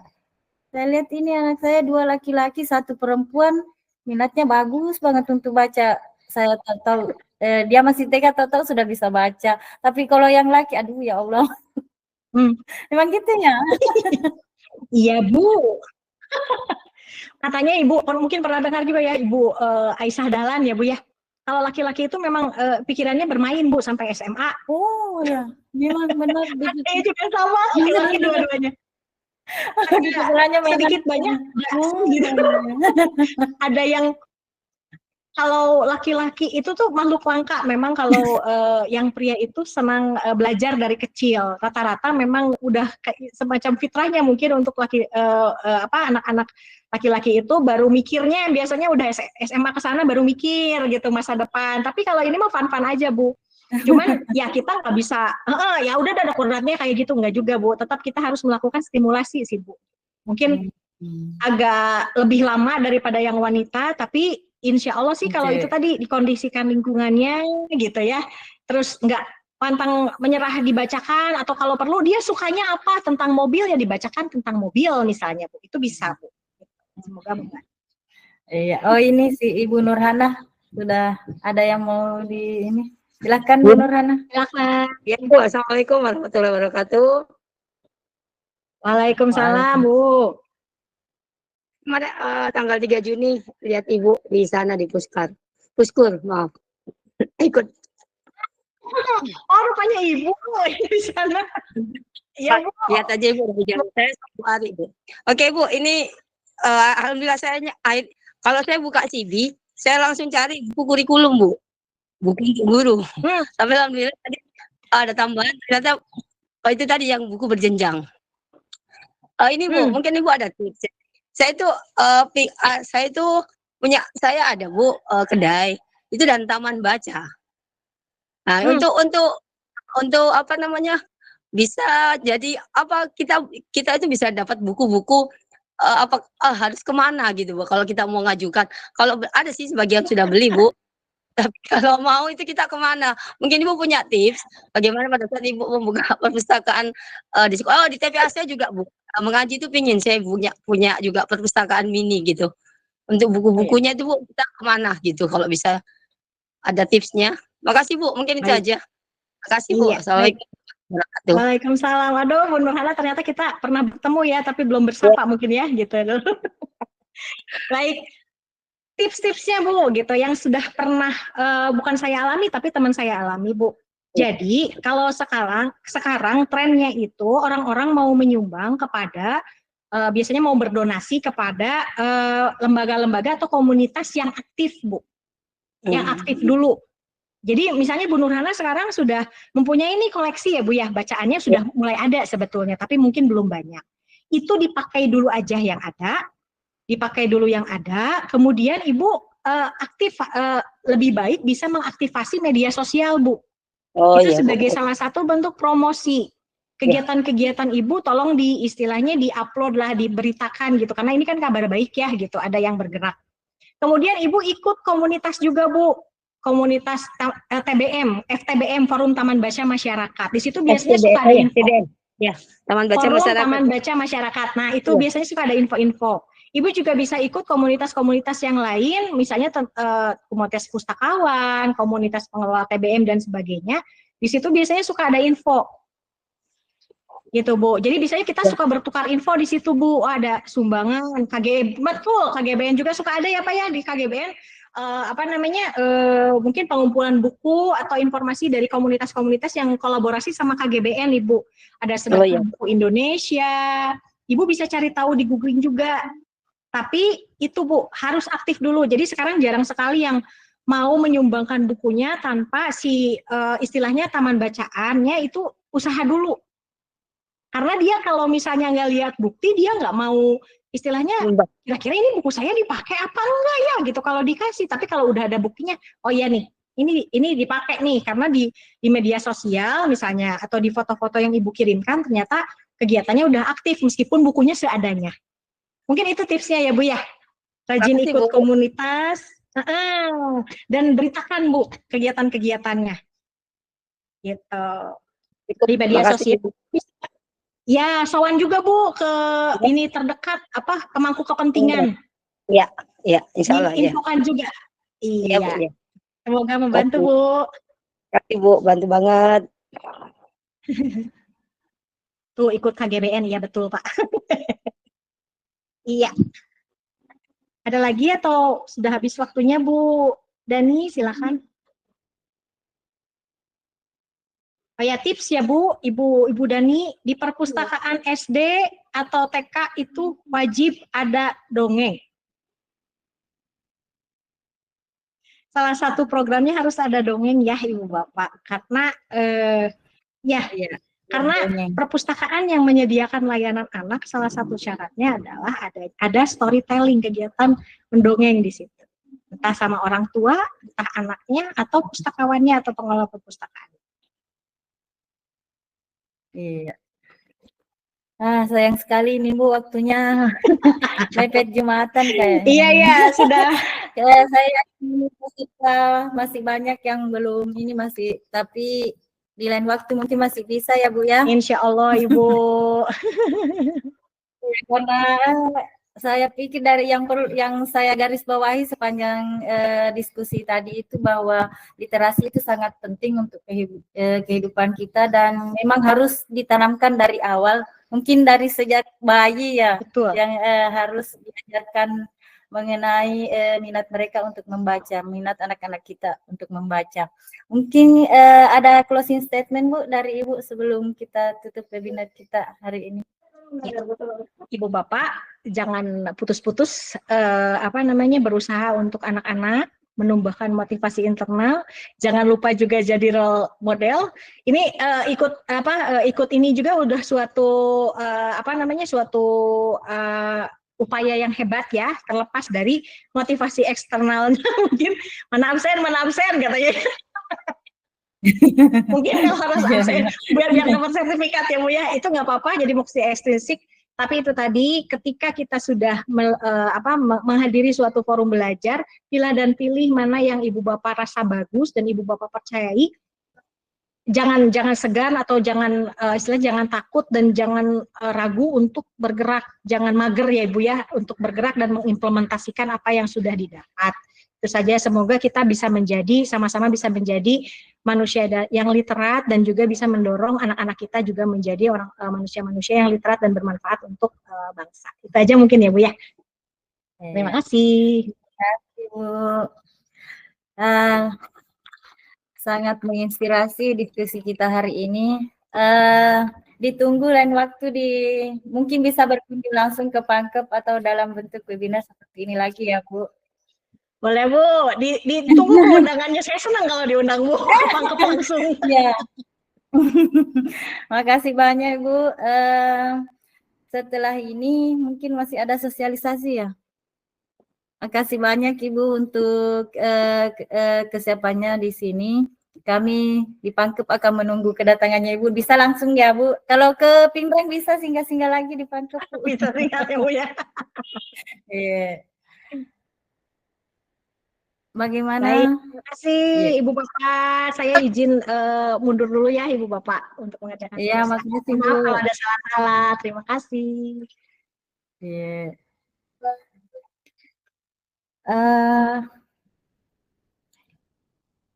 Ibu Marwah, siap untuk sosialisasi bisa? Atau bagaimana karena sudah mepet salat Jumat? Iya, hari Lain ini kali kita mungkin tidak, Ibu. ya kita tidak sosialisasi hari ini karena mepet Jumatan. Yap. Teman-teman silakan mengisi absensi. Nanti di pertemuan berikutnya baru kita sosialisasi untuk TPN. Oh ya. Link absen sudah ada di ini ya, di room chatnya. Silahkan diisi, nanti akan ditutup 1 jam setelah sesi webinar ini ditutup. Jadi Bapak Ibu yang masih punya kesempatan untuk mengisi absen silahkan diisi dulu. Karena 1 jam lagi akan ditutup oleh admin kita.